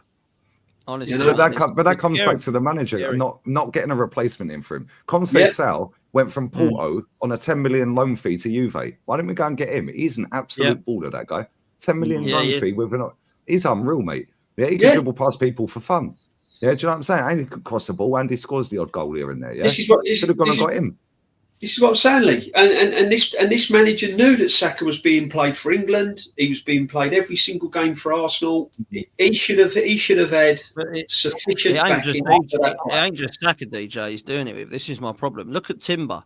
This kid's played every minute of every game. He's just come back from an ACL. He's the next one to go down. Saliba, we've all mentioned how many games he was playing. Gabriel. Absolute monster. These guys are going to break, but we ain't learning. We got no cover at centre back, no cover still for Saka. Well, we have Sterling. Rubbish. Neto's at Chelsea, and he gets rotated. Yeah. Can you just imagine if we had Neto? He's always injured. No one wanted him. He's always injured. How come he ain't been injured since he's been there? Chelsea, he scored against us, and he's been rotated. So he's in the Conference League squad. He's been playing in the Conference League. You're telling me he wouldn't hold bench in the Champions League for us? Do you know what I mean? People said to me, I don't want him. That's who I wanted, Pedro Neto. They said, he's always injured. Right. But do you know what it is, right? Our manager sits in press conferences lying through his teeth every week. They're talking, we've got to, all the games. There's too many games. Then he brings Saka on against Preston 3-0 up. And Bolton. Yeah, Bolton. It's crazy, isn't it? Brings him on against Palace. Brought him on against Palace because we fucked that game up and he needed Saka on the pitch. Do you know what I mean? We got what was the game last year? We were about 4-0 up and he left him on. I couldn't believe it. What game was that? Oh, was that Lons? Was that Lons? Was that West Ham? Lons. That was away to Lons. No, that was at home. It's like taking him off. The 6-0. We had our feet up, cigars out, chilling. Because we were saying take him off. We were like, he needs to come off. As soon as it went 3-0 in that game, we sat on that watch along, Matty, and we was like, right, get Saka off the pitch immediately. Yeah, 20 minutes gone, 18 minutes gone, 3-0. I'll get him off. Yeah, I reckon he's got something in his contract that says he has to play a certain amount of games. Look, I don't think it's his contract. It's Mikel. We've been saying for the last 4 years that, Saka is the team. Saka's his mate, is his outlet. Saka's the player one player who can create something out of nothing. And as much as we demanded really high stands for Saka, and we had debates, a few months ago, is Saka world class? Is he up there with a world class player? And someone's went, well, yeah, give it a year now. He's now out the side. We notice him. We notice it every time a chance has been missed, or we're not creating something out of nothing. We think, oh God, those chances. If Saka one of those chances that Kai Havertz said, he'll put that away, and it's factual. One thing about Bukayo Saka, when he got into positions, one-on-one with the keeper, he's scoring. If he got it out of his feet from 20 yards out, on his day, that's going to the top corner. We ain't got that no more. We ain't got that Jenna say, oh. Yeah, And the mad thing is our manager comes out after he got that injury and it was fully confirmed he's out for most of the season, if not all of it. Well, I think he should go on holiday now. He ain't had a break in 2 years. I'm like, you cheeky, what are you saying? Like, nobody calls him out on this stuff, mate. Yeah, he sits there in press conferences with his smug grin on his face, lying through his teeth. He never answers a question properly. Yeah, he'd do a better job than Keir Starmer. I'm telling you that, mate. Like, honestly, real talk. He's a politician, mate.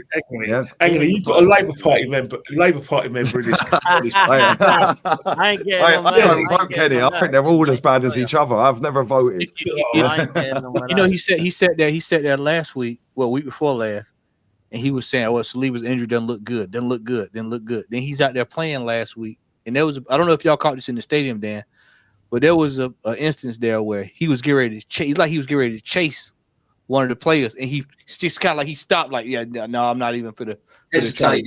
Yeah, he hesitated, and I told Lee, he's still injured. He's still injured.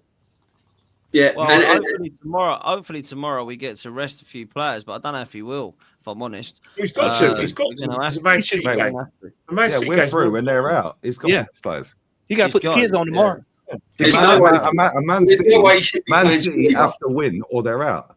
Yeah, and Bruges are about 20 unbeaten. With well, Simon Mignolet goal, by the way. He ain't gonna play like Butler or Deji up front, and like Lewis-Skelly will play. That's bad. Yeah, but he should be. Guys, I've got another game that we want to play, and it's the game we played about Mikel Arteta, probably getting a Man City job when says goodbye. I've got another game. You're going to like this game.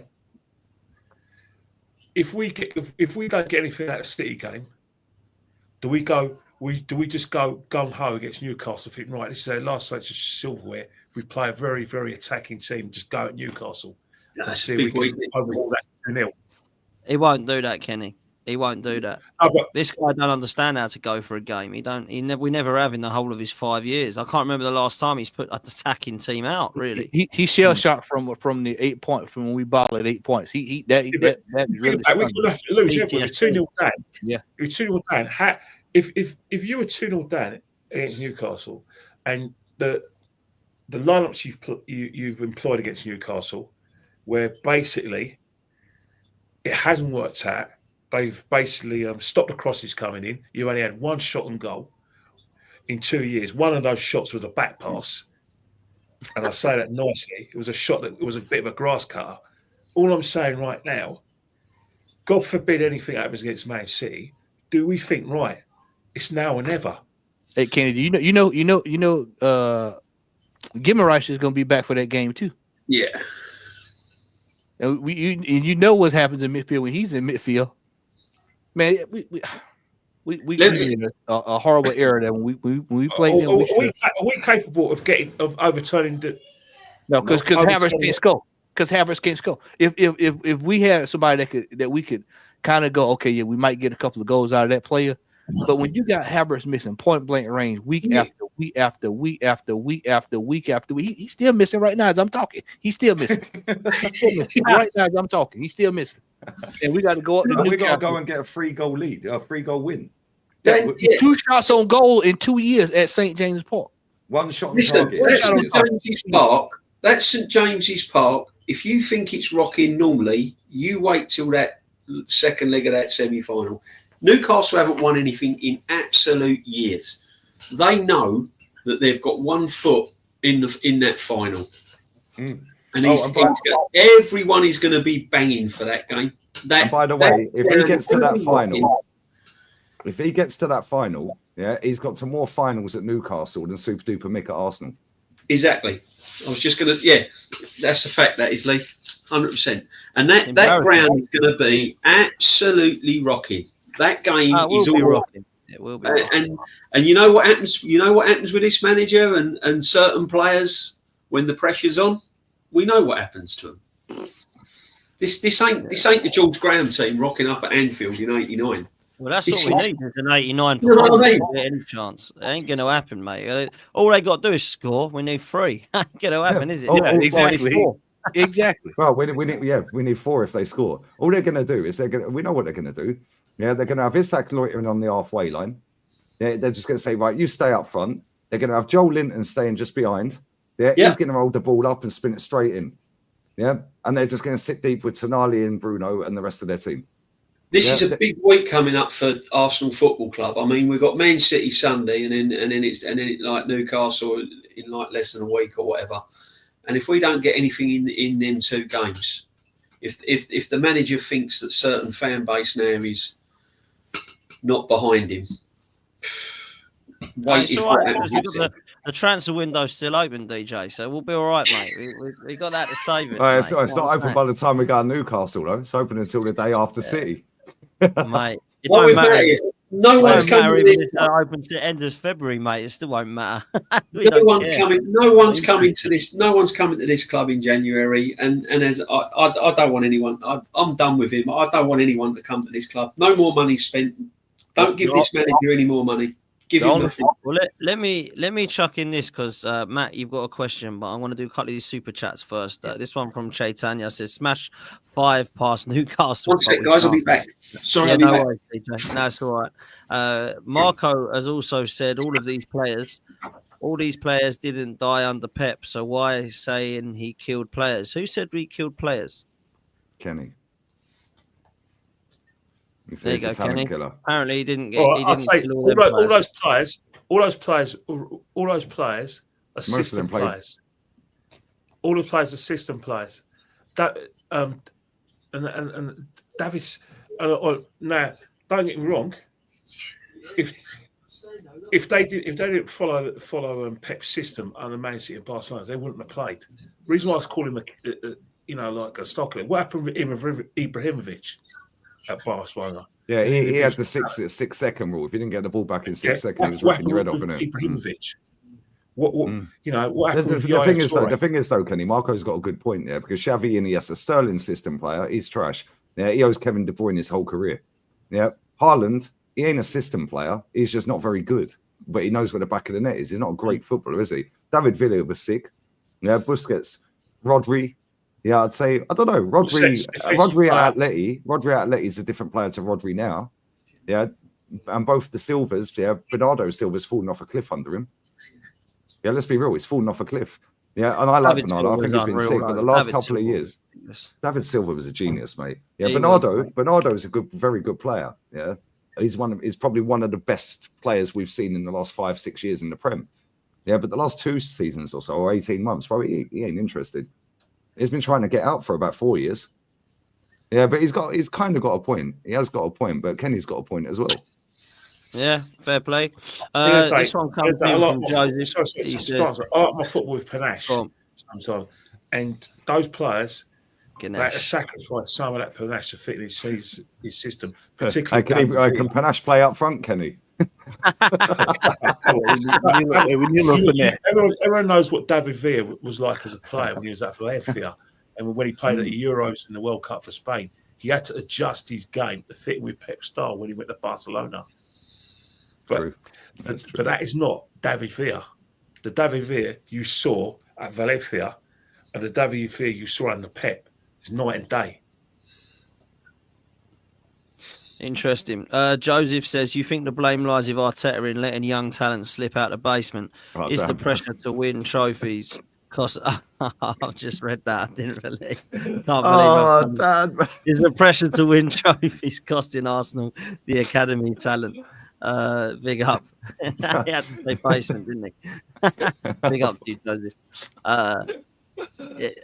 Joseph. In terms quickly of the talent, I don't actually think that we've had a chance to see some of him yet. But this Max Dowman, I'm hearing very, very good things about. Oh, you're not falling into this trap, Dan, please. Well, do you know what? Do you know what I'm gonna say? I'm not falling into the trap because I haven't seen enough of him, right? But I've seen it. I'm gonna get behind him because he's from my hometown, so I've got that sentimental. He lives up. Well, I don't know if he still does, but he is played up the road from me. So I'm hoping. Yeah, Dan, they're saying that this guy is the best academy player ever. They said this about Charlie Patino, who's holding bench in the 2nd division for Deportivo La Coruña. Yeah. Oh man, J. Emmanuel Thomas, Dan Crowley. I've heard it all before, but you just got to, you know, yeah. You just got to go for it. Matty, this one's from you, from Sophie. He says, for Matt, she says, for Matt, did the Cronkies not throw the kitchen sink for the Nuggets to win the NBA? the Avalanche to win the Stanley Cup and the Rams to win the Super Bowl. Sophie, they all drafted well. You over here, they drafted well. They drafted the player for the Nuggets. The Rams I think they traded for Matt Stafford. They pretty much had the team pretty much built through the draft, so everything was pretty much sorted out. In the Avalanche, I think they pretty much had everything sorted out through the draft. They're not really big spenders like that. This is matter of fact. I think the coach said that they're so cheap that they don't even have any. He doesn't have any windows in his office. So that just kind of gives you an idea. So, but no, the Crockies have given this manager the money. This is the root of this is that they have given the manager the money. Our fan base keeps going back to the Crockies. Like I said, I can't stand them because they keep tolerating losers. I don't like a owner that just keeps sticking with a loser. You need to move him on. But they've given him the money. I know people hate to hear that. They have backed the manager. Somebody said earlier, well, if they just sign him to a new deal, surely they've got to give him money. They gave it to him. Yeah. In June. When he signed the deal, they gave him the money. We don't know exactly how much it was, but they gave him the money. He went and bought Marino and Calafiore and Neto, and then they paid whatever they still owe on the Habert deal. That's done. Now we're in January, and people are saying, let's get some more money. And the only time I can think of, correct me if I'm wrong, panel, the only time I can I've seen us spend big time major money in the January transfer window was when we bought Pierre-Emerick Aubameyang. And that was in 2016. Yeah, 2017. How many years? 18, January. All right, all of us up here. How many years there? How many January transfer windows have we sat by up under Wenger and wish that we got top tier talent to come in? Why'd you look at me? Nobody was available. We were getting the Kim Castroms of the world, the Yosef Benayoums of the world. You know, the Silvestris. That's what we were getting. The Mikel Artetas of the world. Mikel Arteta was a deadline day. He came in the summer. He was a panic. He was a deadline, isn't it? Him, Benayoun. He was after 8-2. Mertesacker, wasn't it? Mertesacker. He came 8-2. That was 8-2. Then there's something that someone's just Santos as well. We got him as well in that season. Then there's another big rumour flying that's just come in that we're heavily linked. Another link, Evan Ferguson. Oh no! Do you know? No! I know who started this crap. Yeah, that Eduardo. Who started this? Eduardo Pagan. Yeah, posted out a tweet earlier. I swear that guy's a weirdo, bro. Yeah, he posted out earlier. Oh yeah, there's a we could get him for about 30-40 million quid. And I know he's not had a lot of game time, but we could take a punt, and he's a really great talent, bro. You think every player's a great talent? What is going on? Here? Like, bro, Evan Ferguson was touted at 100 million quid about a year and a half ago. A year ago. He's not that good. He's holding bench because Danny Welbeck's better, mate. And Pedro's better. What are we doing here? These are Europa League players. We were told 2-3 years ago. World class, Matt. World class signings with Champions League. Well, where are they? That's what they told you. I was back in your chat back in the day. They said world class players will come. Calafiore, Moreno, Neto, Sterling. Rice before that. Who else did we sign that summer? Rice, Timber, 29. Yeah. Who else? And Raya. Timber. Was it Timber? And Raya. Are any of them world class? No. And then too, this also needs to be brought up. We've got a geezer, this Ato cat. That's supposed to be. Let's just keep it a buck. I'm gonna keep it a buck. Now, what's this do? Look, this is gonna go back to what I was gonna say earlier. The only thing we signing at the end on the 31st is we're gonna be signing whatever the FedEx man or UPS man dropping off. That's the only thing we signing. That's the only thing getting signed at this football club. Oh, that'll be the new line of merch, mate. The new Adidas kit. They go in the shop when we lose next week. Listen, this is a sham. It's a sham that we're sitting here. The Cronkies have said that they're really impressed with Jason Ato. He hasn't done anything. He hasn't bought anyone, sold anyone. How can we be impressed? You're impressed. In fact, since being on his watch, Aidan Heavens signed for Man United for free today. on his watch. Yeah, he's left the club for free. So that's one less bench defender we've got. They're impressed by him, though. I guess he gets the coffee pretty quick. Gets the coffee, gets the newspapers, the donuts, and gets everything pretty quick. Oh, so... that comment right at the very bottom under Ross's comment, yeah? Right? Absolutely spot on. We signed more world-class players in the Europa League than we did. Mate, facts. Shout out to these brothers. Do you know what? And we still didn't win the Europa League. No. We were trying to get in the Champions League. That's the thing. When we knew that the Champions League, was a payday annually, that's when we did chuck money at players. Now we're in the Champions League. At the end of the day, I think Mikel Arteta has a particular, like I said, choice of player that he wants, because at the end of the day, no one can say Arsenal don't pay the wages. Arsenal do pay the wages. One of the things we always we always had doubts about, especially with asking at the club, and also previously George Graham, was player salaries. Now Arsenal, you can't deny it. With the money we paid Mesut Ozil and Aubameyang, Arsenal now is, an employer choice when it comes to wages. But at the end of the day, we've got a manager who's got a way of playing. He changes. He used to change every season, but now it's probably rigid. Now that he's got the players he seemingly wants. These players ain't come to Arsenal. No. Why? Because, but they go to Man City, who think, right, we're struggling to win the Champions League. We're going to struggle to win the league. This player's injured. That player's injured. We're out of form. They've chucked, the kitchen sink in new players. I mean, Man City have got this look of a club that's been told, hey, you know what, mate? You ain't going to get points deduction. Yeah, just a little fine. Maybe your transfer embargo, which you can appeal and win anyway. But, crack on. Business as usual, Man City. Doesn't it look like that to you? No, it does, Kenny. I mean, I've said it earlier on. What makes us think that all these players want to come to Arsenal anyway? You know what I mean? It's just crazy. Mikel certainly doesn't want them. I think if you look over the last couple of years, when Arsenal want a player, because factually Sky Sports are the ones who leak it. They leaked the Declan Rice links. They leaked the Casado links. They leaked the Mudryk link. They leaked the Mourinho link. They leaked Sesko.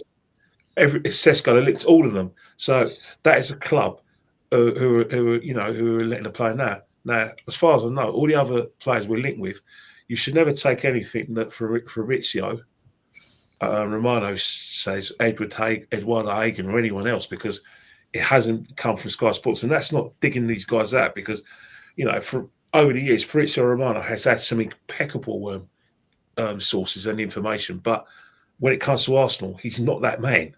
He isn't. Carve Solikol or Dharma Chef are the men when it comes to Arsenal, and obviously David Ornstein.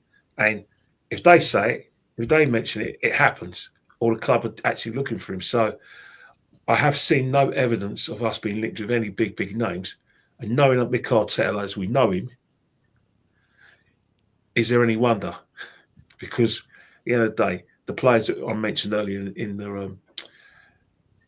in the podcast, I couldn't see them even getting a game at Arsenal. Gyökeres, Osherman, even Isak probably, but is he a Mikel Arteta player? No. I don't know who's an Arteta player, to be honest, Kenny. I don't know who's an Arteta striker, that's for sure. He ain't bought one. The only ones he buys are number 9s, mate. And if he wants this Sesko, I mean, I haven't seen enough of him, but he don't excite me like the others would, man. But look, let's come to a close with this question, because I don't know what he's going to do tomorrow night. So I'll start with you, mate. What are you saying for the team tomorrow night? What sort of team is he going to put? What sort of team would you think he should put out? Because I think we've got to have Man City in mind. I would go with the kids. I would just go with the kids, a couple of bench players, and just make do, because you got a massive game this weekend. But knowing Arteta, he's probably gonna put the full string team out there tomorrow, and we'll see where it goes. Hopefully nobody gets hurt. That's the main thing for me. I don't want any more injuries coming up out of it. For God's sake, don't play Saliba tomorrow, because if he plays Saliba and he gets hurt, we get ready going into that game this weekend. I'm gonna be very upset tomorrow night. But I think that we'll probably. I think he'll kind of balance it. I just don't know exactly who's going to go where. I know that Magalhaes should probably play, and then from there he'll probably just kind of. He may try to get Havertz out there to try to get some goals, to try to get some confidence up. But for me, if it was me, I'd probably just play the kids and try to get ready for this massive game on Sunday, because we got to get a win. That's a non-negotiable this coming Sunday. So I agree, man. DJ, what are you saying? I think he's going to make changes. I mean, I personally don't want to see Saliba or Gabriel play, but I think he'll go with Sterling. I think he'll go with Trossard. I think Calafiori will come in. Kivior, hopefully, will come in. I think he'll play Marino and Jorginho in midfield. I don't think Rice will play. So I think Rice will be out of the team. I don't think he'll play Saliba. I'm hoping he don't play Saliba, but you never know with this guy. I think Saliba won't play. I think Rice won't play. Martinelli won't start. No, I can't see him. He might start Odegaard if he's got over his virus, just to give him some game time, because he didn't play him the other week. So he might start with Odegaard. Other than that, yeah, I'm with Matty. Give the kids a go where you can. I don't really want to see Timber, because, as you said earlier on, Dan, I think he's being overplayed after his horrific injury. So for me, no Timber, no Saliba, no Gabriel. Take Rice out the equation as well. Play your Sterling, play your kids, play Trossard, because that's who we'll go with. Yeah. Did they show the training video? You know, normally they do the training. People who was in training, have they show who was in training this week for the game? No, I've not seen any training videos or heard any pop music being played while they're training either. I don't know what music's being played this week. Bit of YMCA, mate. Bit of YMCA. Oh man, I couldn't believe that when that was happening. It's like when he got asked about it, he's like, "Yep, this is normal." Like, it's not normal. No, it is not normal. It is not something I know of, and it certainly wasn't something that I know of anyone doing. But there we go. What are you saying? What are you saying, Lee? We've got 2 games. He's got to rotate Girona and then obviously Man City. Do you think he will? Do you want to see anyone getting rested? What are you saying, bruv? I'll just put a whole reserve team out. Yeah, Neto in goal. Yeah, maybe play Skelly. Yeah, go with Kivior. Yeah, no, I'll be real with you, Dan. Yeah, I agree with what you guys were saying. I don't really want to see Timber, Gabriel, Saliba. No. Yeah, not interested in seeing any of them. Yeah, maybe play 29. He might bag a goal in that game if he's lucky. Do you know what I mean? But I don't want to see any of them. Yeah, because let's be real, they're out and we're through. Yeah, it's literally a dead rubber. Yeah, in fact, if anything, it's a chore that we have to fly out to Girona to play the game. And let's be real, because we've qualified. It doesn't affect anything going forward in qualifying. Yeah, so the main game, the biggest game of this week is Man City. We're through. They're out. Play all the kids. Yeah, put Neto in goal. Yeah, make him earn his 50 grand this week. Do you know what I mean? Like, if you want to play Martinelli, cool, play Martinelli, whatever. Yeah, Ethan maybe. Yeah, but listen, we've had Butler and Odeji on the bench. We'll play him. He's a striker, isn't he? Oh, is he a striker? I think he's a striker, isn't he? Yeah, we'll maybe play him. Yeah, go and give Maldini a kick around. Like, go and let him have a kick around. He's a centre back. Play him. Play him with Kivior. Yeah. Like, do you know what I mean? Like, we don't need this game. Yeah, real talk. We don't need this game. Yeah, and the best thing we can do, is get out there, rest all the players. Don't have any of the big guns on the bench. Just put a whole reserve team out there. Yeah, don't have any of them on there. Who gives a shit if we lose? Real talk. I couldn't care less if we lose that game. We're through anyway. He can experiment as well, though, can't he, Lee? I mean, he can do some experimenting as well, can't he? He can, perhaps put Sterling down the middle. He put Party in goal. He can experiment. If I see David Raya in goal, he can, If I see David Raya in goal, I'm going to have the ump. I can't. Party right back, Lee. Party right back. Yeah, and if I see Party at left back just in case. Yeah, but if I see them centre backs playing, and I see Party playing, anywhere. I'm the Oh, it's goalkeeper. I'm going to ridiculous. have the ump. Yeah, 100%. Yeah, because I watched that league. Yeah, they've not been very good this season. They're still trying to play the football they play, and I rate the manager highly. I think he's a top manager, Duran manager. Yeah, but they've got some good players though. Yeah, but again, they're more important task for them as well, because I think they're 8th at the minute, is trying to get back into Europe next season. Yeah. Yeah, because they had to get rid of their best players despite being funded by the City Group. Yeah, the FFP exists.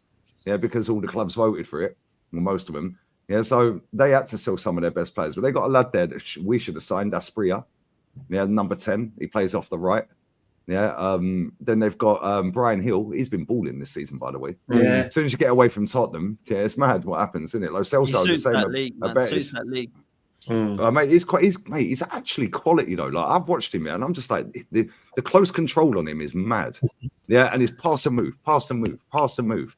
Yeah, so I don't think they're going to play their best team, although their squad ain't that great. Like they've got some very good players though. Yeah, like Daley Blin's still balling out, believe it or not. Yeah, and he's been playing off the left. Gutierrez, by the way, the left back. Oh my days, that boy is a fucking baller. Yeah, and then they've got Donny van der Beek there. Yeah, and Yangel Herrera's back from injury. Yeah, he's from City Academy. They bought him from City Academy a few years ago. They've got some good players, man. But defensively, their centre-back pairing ain't great. Yeah, their centre-back pairing ain't great at all. So, listen, I think they're going to rest a few of their players and just try and push on. Who have they got the weekend, Girona? Who have they got? Because if it's a big game, well, actually, they lost to Vallecano the other day, so every game's big. But let's have a look who they got. But I'd rest everyone. Las Palmas. Wait, Monday, I'm there. That'd be a good game. But anyway, yeah, I think just go with the reserves and then get out of there as quick as we can. Same night, fly straight back, get all the main guys back in training. Boom, job done. Yeah, now we can fully focus because Man City have to win their game. Yeah, so they've got to go strong. We don't. We can just sit there and go, right, we've had an extra 3 or 4 days rest on you lot with our main boys, but then that might go against us. I don't know. Yeah, I mean, look, it's gonna be tough. Whatever. I might as well ask you, Kenny, before we come to a close, because by the time we speak again, it will be done and dusted. Manchester City game. I think a lot of people expected this to be a title challenge game. It doesn't look like it's going to be that, mate. Certainly not for Manchester City. It could be. It could be a title challenging game for a difference. I think it will. I think it's a game which will decide that. If Liverpool do, go through like a winless run, it's a game where who is going to be Liverpool's more realistic challengers? Because don't get me wrong, obviously we're 6 points ahead of Man City, but if they beat us, there's a 3-point swing, and then you would think that we're out of it. But Man City has still got to play Liverpool at home, and then obviously Liverpool got the Merseyside derby, got Bournemouth. So by the time they play Bournemouth. We were known the result, and they got to play Man City. But I think the Man City game does take up a lot of performance because both teams are in scandalous form for a team that challenged for the title. It's a scandal that Man City, with all have allowed Liverpool to run away with it, and it's a scandal that we've allowed Liverpool to run with it. So it's basically at the moment, as we speak, it's a battle for the second place team. And for me, this is a game that's going to take a lot of importance. I hope, as you guys say, Arsenal rest players, because we know that Man City are going to have to go strong tomorrow. And as a consequence, that they're going to go strong against us. But what they got left in the tank on Sunday, whilst we have to make sure we do have something in the tank, because I know to beat Man City, if you press them and outrun them, and it's shown this season, you've got a good chance of beating them. And I think that's where we could win the game, because quality-wise, we haven't got the quality to beat them. We haven't got the confidence up top to take our chances. And most importantly, we don't keep clean sheets. That's a big worry. We're playing Man City probably at the wrong time. If this was last season, we're playing a Man City, we're in this, poor form. We win this game comfortably if this was last. But this season, you just don't know. I think we're going to draw this game. I think this is going to be a draw. Yeah, not because Man City already are playing well. It's because people. Up here, I mate. don't think people realise that whether fans like it or not, I always say that if you're on a championship challenge in year one and you miss out, you've got to win it in year two, because the third year is doubly difficult. The scars that are there in the second year, times that by 10. I don't care what anyone says. I'm not saying I'm right, but from my opinion, I think it's taken its toll mentally. The fact we didn't win the title for the last 2 years. I think physically it's taken its toll, because I said on many a podcast, this one being the main one, the two of the main ones I've been on, well, actually 3 main ones I've been on, but I always said it consistently. With this format, if you don't rotate, you're going to have tired players by the end of January. What have we got? No rotation and tired players. It's a shambles, really. How we've dealt with the extra games, and we're the losers, the club and the fans, because it's highly likely we're whatever the result is, Man City, Liverpool probably going to beat Bournemouth, and it's going to be to no avail. Yeah, that won't be a gimme down at Bournemouth the way they're banging in goals. It might be. If any team's capable of negating Bournemouth and making it look easy, Liverpool are that team to do it. The quality they have, and the fact that they don't play the sort of rock and roll football that they play under Klopp. They're more like Tchaikovsky, Peter the Wolf, Beethoven type of football. Under Slot. Bach. No, I think Bournemouth will be a tough one for Liverpool. That's why whatever the result is there, we have to beat City. And what worries me with this manager against City is that he shows a little bit too much respect to them. I mean, he don't really go out and really give it to them. He's a bit defensive up against them, and he has been in the past. That's why I think he'll be a draw again, DJ. That's what I think. I can see 1-1 being all over it then again. I can see it being 1-1. I can see it be a midfield battle, and it's going to be down to who takes their chances. And they've got Haaland, and we've got defenders that score goals. So he's got his work cut out for him for the next 2 games. Well, for outside of the Girona game, City and Newcastle. Yeah, he's going to be staying up late at night. It's it, Matty. I think the season could be over come sort of 9th, 10th of February. It could be all over, well and truly. But then everyone will be like, "Oh, let's just go all out for the Champions League that we've never won." No. I mean, the great managers in the past never won the Champions League. I've got no confidence this manager's going to win us the Champions League. That goes back to as Kenny has stated before about the not having the bodies, because we all knew that this whole format was going to be long and rough. And I was telling you last week, Lee, when we get to that knockout stage, the way this thing is set up, people are going to look, and if you draw a team that's not, I guess I don't know how they're going to seed it, but they're not seeded real high, that team could very well put you right out of the tournament. And there's going to be a lot of chaos when we get to that next phase. There's going to be a lot of chaos. So. Us being short is going to hurt. So, I mean, it's going to be a lot of lessons have to be learned. I don't think there's any in the phase that we've obviously qualified. But let's say Man City finished 24th and Aston Villa finished 9th. They play each other. Yeah. Which means that if either one of them gets through, we could get them. Yeah. Right. So it's not blocked from each country versus country. It's going to be hard to win. It's going to be very hard to win that Champions League. But I actually see somebody else winning it rather than Real Madrid or City, or I think Inter might win it actually. But the frustrating thing about it going into this season, I actually thought that when this new format was introduced in the Champions League, I thought that if we signed the right players and we got a good striker and we signed the right players, I thought we'd give this Champions League a good old go, more than the Premiership. I don't know about what anyone else thinks, because when you look at this Champions League this season, no one's really, apart from sort of Liverpool and everything else, no one's really ripped it up. So, all the top clubs like Madrid and Barcelona and stuff like that have been a bit inconsistent in it, really. And I'm just disappointed that this club didn't go all out and really go on 2 fronts.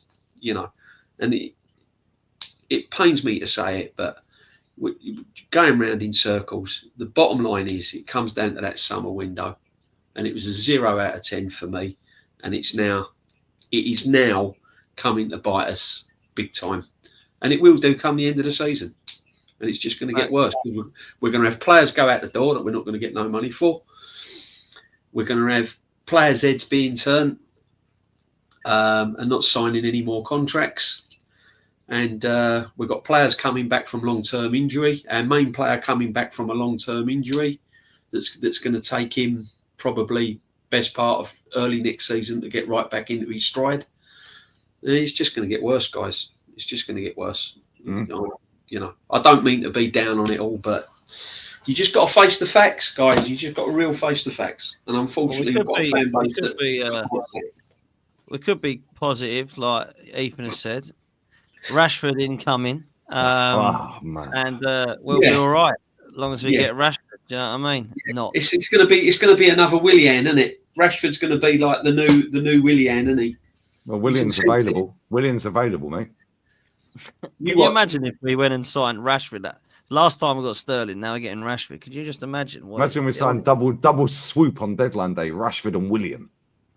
Or Rashford and 70 mil for Garnacho. You're crazy. Yeah, Garnacho and Rashford. Can you imagine? Can you imagine? Last super chat of the night is from Lawrence. Big up to you, Lawrence. Do you think that Lewis-Skelly 3-match ban that was rescinded should now be handed down to Oliver and Darren England for their cock-up? Time these officials get held accountable. We did a whole section on this, Lawrence, right at the start of the show. Can I just say one thing on that as well? When are we holding the club accountable? Because, let's be real, they made a mistake according to the FA, even though their rules and laws say they didn't. Yeah, let's be real. So they've undermined the rules and the laws. But anyway, we did that earlier. Yeah. Are we going to hold 29 accountable for missing 4 open goals against Wolves? Yeah, does he get a four game? Every chance he misses, do we ban him for a game? Is that what? Yeah, because it works both ways, right? We can't have perfection for referees, but not for the players who are getting paid a fuck ton more money. My Havertz against Wolves was actually embarrassing again. Like, it's been embarrassing most of the season, Havertz. I mean, Dan, let me ask you, can I ask you a question, Dan? What's and JB Kenny, what's the reaction? Because we have one reaction when we're watching it. Me, Lee, and Ola watching the game. What is the reaction of the fan base watching that in the stadium now? I mean, surely this is what week 4 or 5 we've seen this. So what is the consensus of what y'all are hearing? What are people saying in the stadium? Sorry, mate, can I just add on to that, Matt? Sorry, mate. Can I just add on to that? When it was Man United and Tottenham, and we got the favours in our like the things in our favour, and West Ham away, we got the penalty. And then what's the difference on the flip side? Is it all consistent? It's silence with those incidents from the fans that sit around me. I can only go by one sit around me. I'm that DJ coming after, but I tell you what I have noticed: silence on Kai Havertz. The Waka Waka song has become a lot more silent because people have just realised he's not quite the guy. They still seem to keep singing this most pathetic song that I've hated for about 4 years now about getting in the top 4 with Super Mick and Tierney's at the back and all this. That's great. Me and Kenny have to sit in the concourse. They still sing that. Well, unfortunately, Tierney at the back, Gabby in attack. Well, they sing Tierney at the back, and now they're trying to change it to Zinny at the back. Well, Zinny he's even too. Believe it. Now, what they do now is they say Gabby at the back, Gabby at the back. It's just embarrassing, the whole thing. It was always embarrassing anyway. It all comes. Go on, Dan. Sorry. Because I had serious abuse and serious people my DMs. Well, I didn't open them like some of the other people do in the sort of famous world, but the ones that I did open weren't very nice. Let me tell you that, because I said it was a pathetic song, and I got told to get out of the club and go and support Tottenham. It is a pathetic, embarrassing they were supporting song. On the 14th of May last year. Okay. Yeah. How can we be singing a song about getting back into the top 4? We've been bloody here for God knows how. It's just an embarrassment. Yeah. At least try and change the lyrics to "we're going to win the league" or "going to win the Champions League" or whatever it be. Try and have a bit of ambition. We're talking about a song with Tierney at the back who's not playing, Gabby in attack who wasn't signed by the 2 players that weren't signed by Arteta, by the way, we're singing about, and he knows exactly what we need. and then we're going to be getting back into the top 4. I just couldn't understand this song, and I couldn't understand the backlash I got. I thought everyone was going to go, yeah, it is a bit silly, isn't it? They're like, are you joking? This is the best song we've ever made. Thank you very much. We're going to sing it to the top of our voices. And I went to Stamford Bridge. I think you were there, Kenny, and they're all screaming at it in my face. Obviously, it went viral, my clip. And they're all screaming at me. And I thought, you absolute weird people. Like, just... Yeah.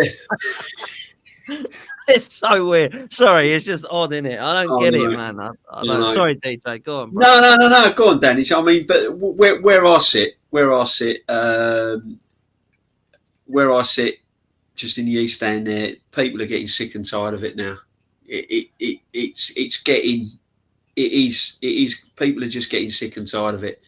I mean, there's a lot of fans around where I sit that didn't want Everts at the club. The minute we saw him, we knew he weren't going to be any good. And people are just fed up with it now. You know, it's the same thing, game in, game out. You know, and I said it all along. I think the quality of football the quality of the football that we're playing has dropped. You know, the quality of football that we're playing now has dropped. You know, it's just ridiculous. I mean, and getting back to songs, I think the only factual one that sticks is we won the league at Enfield, we won it at White Lane, and that's the only factual song that we sing because no other team can say the same.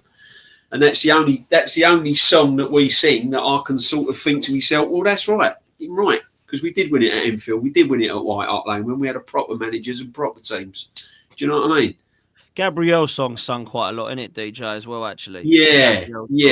And big up to Gabriel. I think he's been magnificent. Yeah, I love Gabriel. And he should be made captain. Next season, that guy should, if he's still at the club, he should be wearing the armband. He should be made captain as far as I'm concerned, without a shadow of a doubt. It shouldn't be lowered to God. No way. I love it. But yeah, it is getting people are running out of patience now. People want trophies, and I think the final nail in the coffin where I sit down, and Kenny, I don't know about you, but the Man United FA Cup when we went out on penalties, that was it. That was the final straw that broke the camel's back. That was. It really turned sour then. There was a couple of fans where I sit that was sort of saying, "Oh yeah, you know, but if we win the FA Cup and." You know, we come runners up and perhaps semi-final of the Champions League, I'll give him one more season. Once we went out the FA Cup and we lost on penalties against Man United, that was it. He's got to go. He's got to go. I don't want to see him. You know, you was getting fans that were kind of on board with him, now turning around and saying, I don't want to see him next season. I don't want him in that dugout next season. Well, the thing about it is that, at the end of the day, deep down, every football fan wants to win trophies. It doesn't matter how much you protest. Their protest is too much. You know, they back the manager here and there. But eventually, the longer you go out silverware, then, you know, and you still call yourself a big club, fans will turn. Fans will turn. I mean, come on. If you don't, I'm not belittling the FA Cup or the League Cup, but, you know, Mourinho said something about Arsene Wenger. That was 5 years into not winning anything. He said that he needed to explain to the Arsenal fans that after 5 years you can't even win even the smallest of trophies. And it's the same thing with Arteta. You know, going out to Liverpool is not good enough. Sorry, going out to Man United is not good enough. But then Liverpool the season before is not good enough. Newcastle, it was like they were 2 yards faster than us in a massive, massive game. No, shocking. Absolutely shocking. Or Man City, we were playing Newcastle. Don't get me wrong, they're a good side, very good team. But we're playing at home. And the common denominator, which has hurt a lot of fans, is they weren't away from home. You lost at Fortress Emirates. That does sting a lot. And it's something that fans are going to take a long time to get over because Man United, in all intents and purposes, haven't been the Man United of Sir Alex. In fact, it's been a shambles. It's been the Man United of Tommy Docherty in 1974. But they were comfortable against us. So the way I look at it, not only that, Kenny and Dan, I mean, and Matty and Lee, it's fans are getting fed up with it as well, because let's be honest, we ain't one of the cheapest season tickets to go and buy or members to be a member of. You know, it's one of the most expensive football clubs to go and watch a game of football.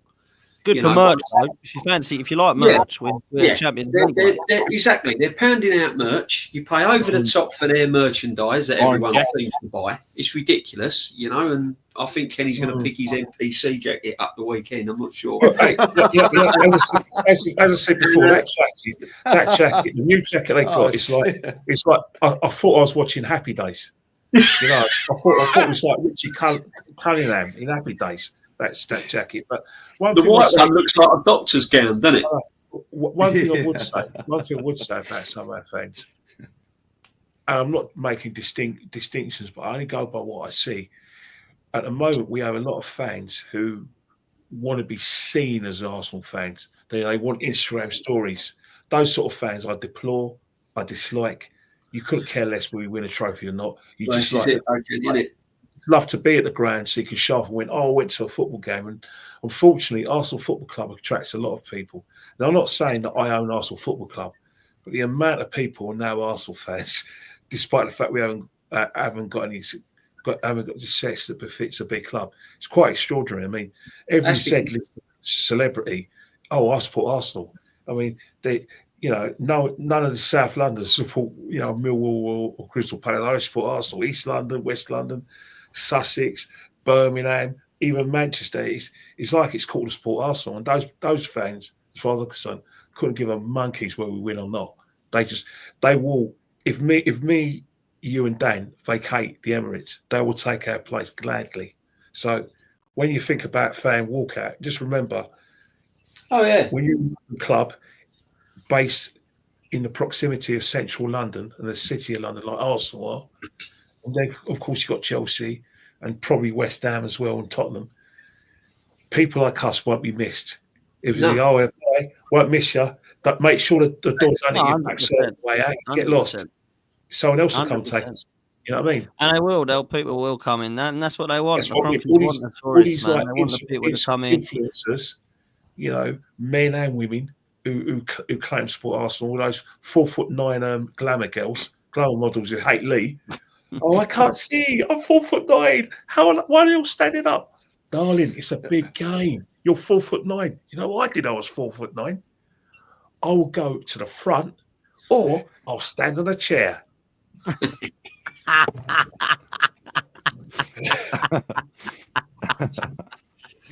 So, Matty, where I'm sitting, the answer to your question, Matty, where I'm sitting, it is patience are running out, my friend. Patience are running out. But 100%. Unfortunately, there's a huge fan base that thinks the sun shines out of his backside, unfortunately. Hey, do you think she's as short as the guy out of Fantasy Island? Or Nick Nack out of the Man of the Golden Gun.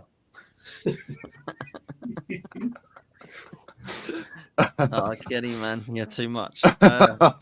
Yeah, but look, you ever seen her at a game, Kenny? Ever seen the what? Oh, she's so small, miss her. Walk past her. Don't realise she's there. Sorry, I didn't see you down there. You're right down there. That's you on the podcast on a Monday. You're right down there, Kenny. I can't see.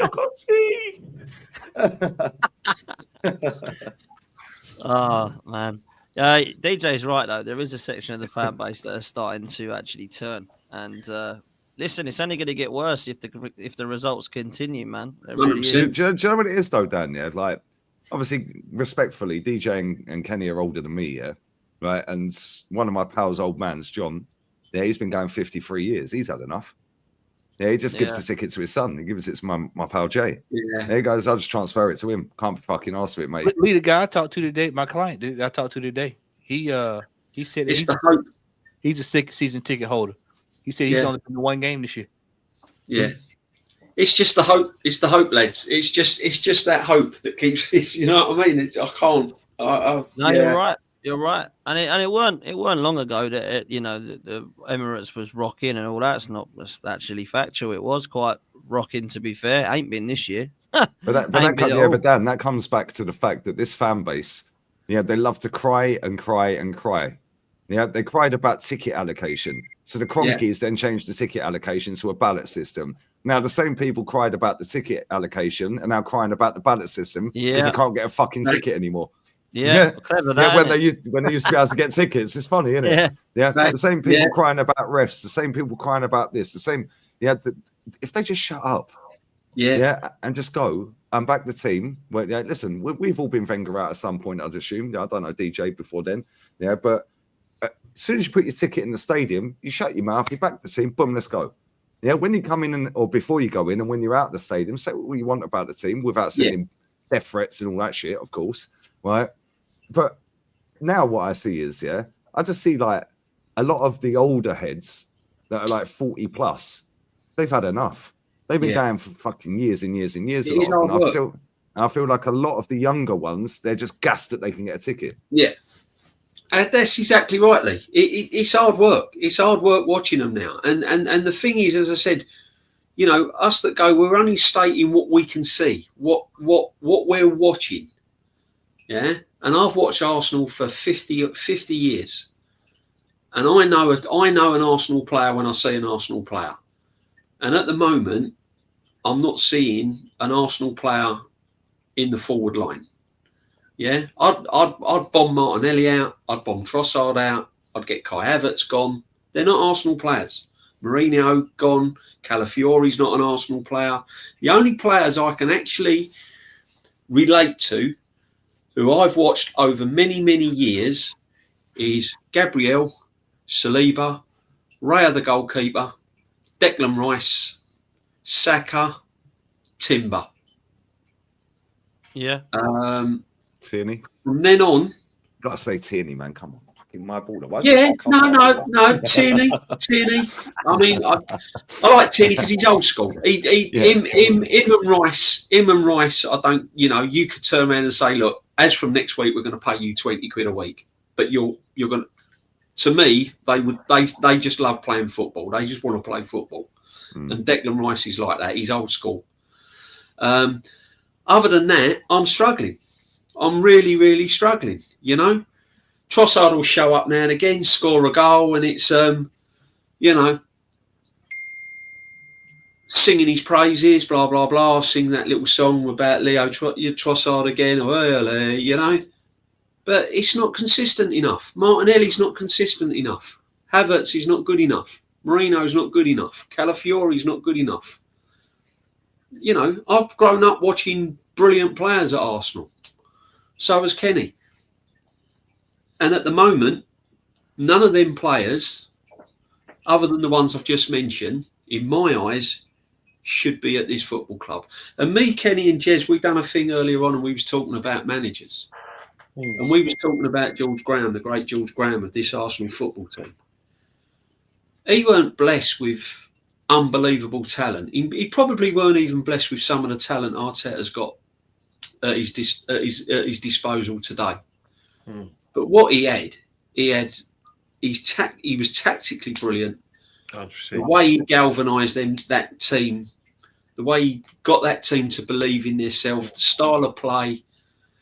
It was just incredible, and I can't see it with this guy. The players he did buy as well, by the way. People would laugh at if he went and did it now. Nigel Winterburn from Wimbledon and Steve Bolden, Dixon from Stoke, Seaman Kevin Richardson from Watford. Richardson, underrated, so underrated. Right, and the fact that we signed George Graham from Millwall, when people say who's available that's realistic, we'll go and get Millwall's manager then. Because it worked when we got in. No, honestly, real talk. Right. And I'm just getting sick and tired of it because this Arteta, he stands in front of the camera. His PR is absolutely brilliant.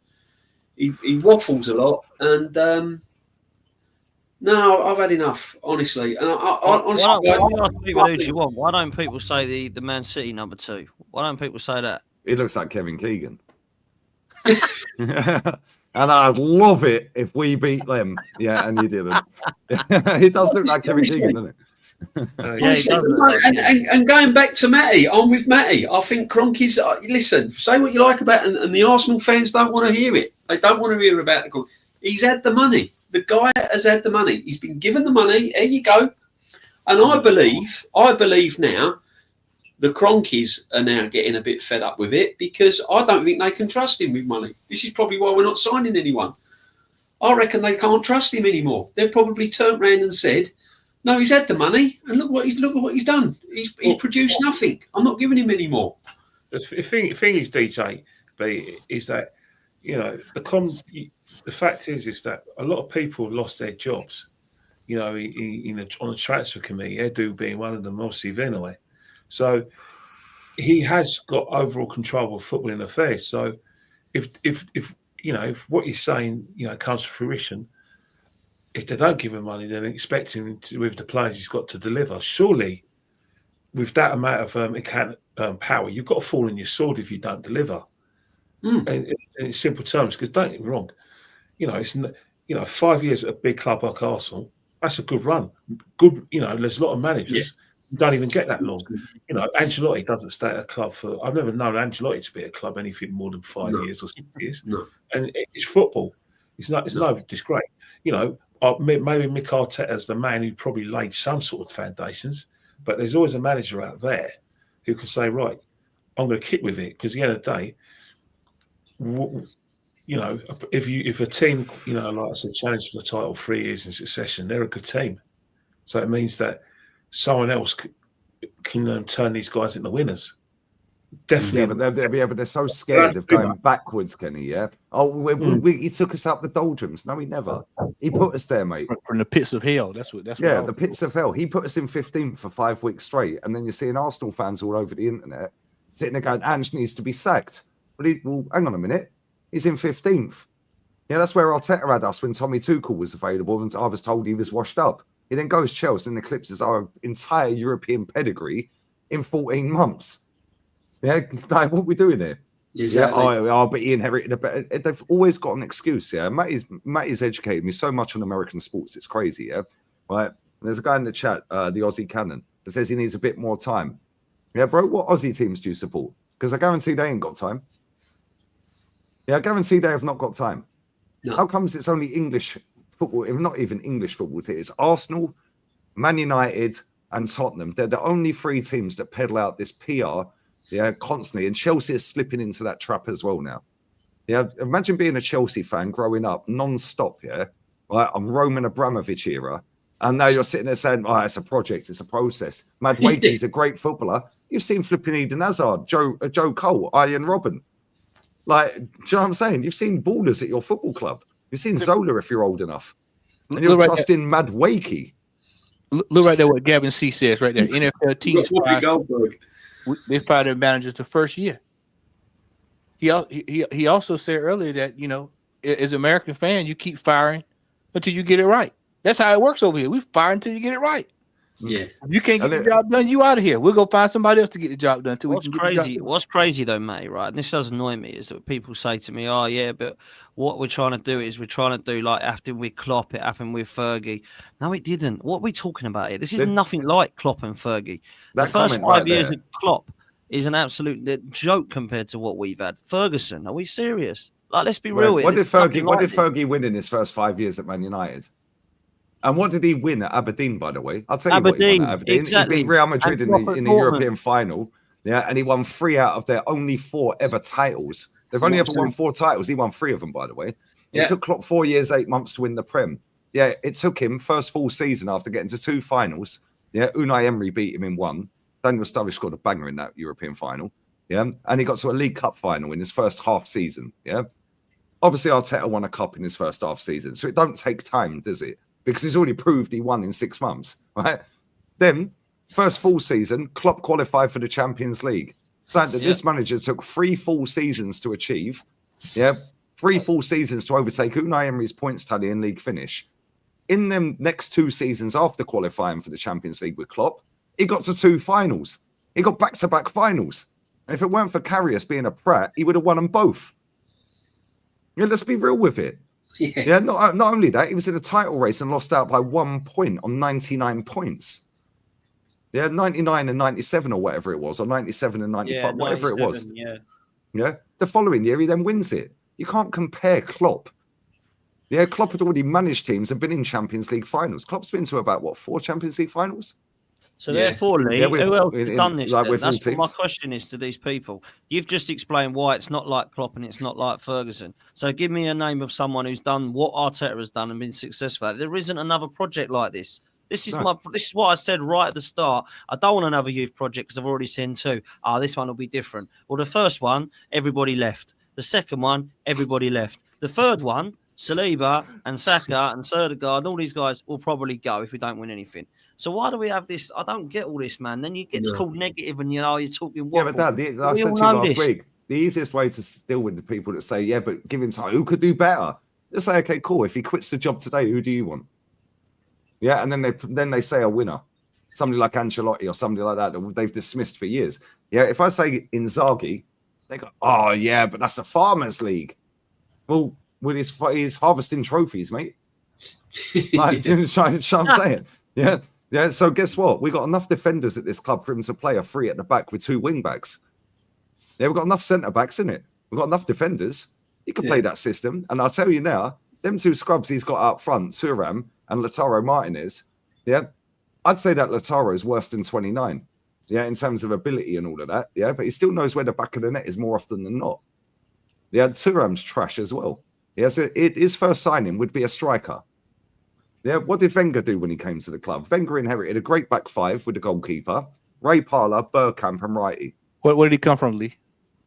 He came from Japan, Matty. Grand Passate. Maybe we should look at their manager, right? So what did he do when he turned up? Sprinkled a little bit of fucking je ne sais quoi. Yeah, bang. First full season, a double against the best manager I've ever seen in England. Best manager ever, by the way, Fergie. Inside 5 years, this manager we have now has won one trophy in 5.5. By this time of Wenger, 5.5, he'd done 2 doubles against Fergie. Yeah, more money Fergie had, better players, better manager, bigger income. How did he do it? And then it's, oh yeah, but the points tally's higher now. Yeah, do you know why? Do you know why the points tally's higher? Because the league has got worse. Every team back then had ballers. Darren Huckabee at Norwich. Yeah, you had ballers. JJ Okocha and that Bolton team were a menace. Yeah, like Yuri Djurkaev and all them, man. Yeah, you could go through every single team back then. Shearer at Newcastle. Yeah, brilliant. Yeah, like Nobby Solano and all that lot. Yeah, you could go through every single team back then. Chelsea had Zolas and all these, man. And like Hullits and that. Yeah, like every single team was stacked. So the points tally was always going. Look at even Cheltenham, for example. Yeah. Now, they had a decent team back then. Leeds had a stacked team. Every team back then was stacked. These players now in every other team are not stacked. Who's the ballers at Southampton? You could say Delap. Really? Well, he ain't fucking Letitia, is he, mate? Yeah, do you know what I'm saying? Yeah, what we doing here? Yeah, Morgan Scamp Pedersen, baller. Damien Duff at Blackburn as well. Chris Sutton. Yeah, Chelsea had, what's his name? Who's the guy up front? Good Johnson. They're Good Johnson and Hasselbank as the two up front. Up against... mate. That's what I'm saying. Now look at the teams. You know, even Wigan, Middlesbrough, them teams back then were stacked with talent. Yeah. Yeah, exactly. now the teams are not stacked with talent and they just Mate, fold. I've said this for time about the Premier League strikers over the years and what they're like now. And I even go back to the England side. When I was growing up, yeah, Ian Wright and Andy Cole couldn't get in the England side because they had Sheringham and Shearer. Look at it now. Kevin Phillips couldn't get in the team either. The list goes Penny on. Sheringham. There were so many. Yeah, you look at the list of names back then. Now look at it. Harry Kane, and then he's injured. We're stuffed. Oh shit! What we do? Dominic Solanke or Watkins. Like, embarrassing. Solanke and Watkins ain't better than like Heskey, Darren Bent, all those guys back then. Crouchy, Defoe. They ain't better than any of them, are they? Do you know what I'm saying? You know, Andy Cohen, right? Les Ferdinand. There's so many in there. Sheringham was a bad boy. Sheringham, he was quite such an intelligent footballer. Sheringham. I fucking hated him, mate. He had that little smug grin on his face every time. I hated him, mate. That little smug grin he had on his face every time he played. The game now has just become so system based. I watched Leeds and Burnley yesterday. I don't know if anybody watched that game, but I watched. Dear, bro! I was sitting there. Was it 0-0? Yeah. And I sat there and watched that, and I just kept saying to myself, "System football stinks," because Burnley they didn't even try to win the game yesterday. It was It was just like, bro, is anybody going to attack? Everything was just defend. You know, and I'm like, bro, you got to try to get 3 points. This is for the top of the table. And then they get out at 0-0. Everybody's, okay, it's fine. We're moving on 0-0. And I'm like, bro, this is what football has come to. And then you watch a game. What was that we watched the other day, Kenny? We were talking about in the chat. What game was that Sunday we was watching that ended in a draw? And I said, man, that was a decent game there. I forgot who it was we was watching Sunday. And somebody drew something. I can't remember who it was. The chat probably know who it was. But we was watching the game, all watching it. And after the game was over, I said, man, that was actually halfway decent because they were actually going for it. Both teams were trying to go for it. Was that a City game? No. It was somebody else that played this weekend. I think they tied 2-2. It was was it Brentford and Crystal Palace? Brentford and Crystal Palace. It was 2-1 to Brentford. Yeah, it was 2-1. That's what it was. It was 2-1. And we were sitting there watching, and I said, well, that was pretty good, you know, because they started going for it. And I said, you know, football has just gotten to a point now, man, where people are scared to lose. They're just scared to lose now. So they'll just, we'll just take the draw. Or we'll just play for it. We know when we play Man City at the weekend, we're going to park the bus and we're going to counter attack. Two banks of 4. Yeah, but every time I see Liverpool in a title race, with Man City, he's scared the shit out of them. Klopp, he'd take the game to them. He'd run them ragged. And he's actually got a positive record against Pep. So has Ole Gunnar Solskjaer, by the way. Ole Gunnar Solskjaer at Man United's got a positive record. Against Pep. But our manager ain't. Why? Because he goes defensive and thinks he can skank his way to a victory. Hopefully we do. Didn't Forest beat them this year? Pretty much everyone's beaten Man City this season, if I'm honest. Forest lost 3-0. 3-0. Was it Bournemouth? Somebody beat them. Bournemouth. Bournemouth. That's what it was. Bournemouth. Okay, that's what it was. Everyone slapped them up this season. But the point is here, we've got players in this team that are being held with the shackles on. Bukayo Saka, we've seen that guy under Unai Emery balling out. We've seen Martinelli balling out. We've seen these Tierney balling out. Tierney and Martinelli down that left. Tierney at the back, Gabby in attack. Do you know what I'm saying? Right. But now it's so robotic. Let Saka do what he's got to do, like Rodrigo does at Madrid. Let him go and play football, and we'll see a better version of Saka. He's very good, by the way, but he'd go up levels, and I think he would. I think Martinelli would go up a few levels back to where he might have been. Do you know what I'm saying? But it's like everything is robotic. Everything is retain the ball. Don't pass the ball unless you've got a guaranteed pass. Do you know what I'm saying? If you ain't got to pass it backwards, recycle. It's boring, mate. I'm cool with boring football. But it has to win something. Yeah, exactly. Yeah. I mean, I'm just glad Declan Rice has shown some sort of form the last couple of games. I mean, because I love Declan Rice. He has been better. Apparently, Ben Jacobs has just tweeted that incredible situation at Al Nassr, 60 million package agreed with Leverkusen for Boniface. Players' terms in place as well. Boniface now planning for Saudi. Also pushing for John Duran. He's agreed terms. Wow. And clubs are in talks over a fee. The feeling remains that if Villa are selling, Duran will be going to Saudi Arabia. Oh, that's to me, that's That's sad for a young player like that. No disrespect to Saudi Arabia. It smacks of third-party ownership. I'm sorry. I bet he ain't going to be sad when he gets there and his bank balance goes up. No, exactly. I mean, I don't know. A young player like that shouldn't be going to Saudi. No, I agree. You know, I know the money's there and everything else. Shouldn't be going to Saudi. Yeah, DJ, if somebody come along to you, real talk, right, and you're 23, 21, I get it. Right, and somebody come along to you and said, right, I'll pay you 300 grand a week. Oh, yeah. You're coming on 30 grand a week. 100%. Yeah, no, I get it. I do get it, but from a football sense, I just think it's what money. If it all goes south, though, he can come back, can't he? Yeah, I suppose so. And they're clever enough to get their money back. Good point. He's still going to make a few quid, and he's still young enough. I know what you mean, though, DJ. It ain't good for the game, but you understand why the circumstances. Oh yeah, completely. Yeah. No, I'll get that. You got to go for you got to earn your money while you can. And bear in mind that guy was playing in the MLS a couple of years ago. Yeah. Yeah. Now he's come to the Prem. He's holding bench at Villa. Every Prem club's gone now. We ain't going to pay 80 mil for him. Okay, so Saudi will pay it. Yeah. No, mate, you're right, Lee. Yeah, no, facts. That is what's happened. Right, I need to wrap up. Kenny's got to go, and I need to go to bed as well. We got a couple of super chats. We got Joseph says, "Hey up, Gunner. Opinion on Tierney about to be another title winner? Yeah, it looks like he's going to go back to Celtic and win another title." My baller. My birthday brother. Big up the 52, bro. And then Xenical says, I can't believe this, by the way. Everton, remember, they got Ancelotti and we got Arteta. That is just absolutely They got James crazy, Rodriguez, mate. Yeah, that's the ball Ancelotti has. Might go back. Well, you never know, man. You never know. Listen, people, unbelievable stream, man. Well over 1.2, well over 1.5 at one stage throughout the whole stream. Big up to every single one of you. Make sure you hit the like and the subscribe button, people, and make sure you're following every single one of these guys. Stay tuned. We're going to send you over to Saeed, who's, I don't know what he's talking about, but he's ranting and raving over there with the guys. So we're going to send you over there. So please make sure you go and spam his chat. Yeah, talking of relegation. That's what it is, bro. Please make sure you go show some they've love. actually signed a player today, by the way. Is it that Patrick Dorku? I think that's what they're talking about. Yeah. Nobody ever watched Lecce. Apparently he's world class, but no one watches him. Yeah. But there we go.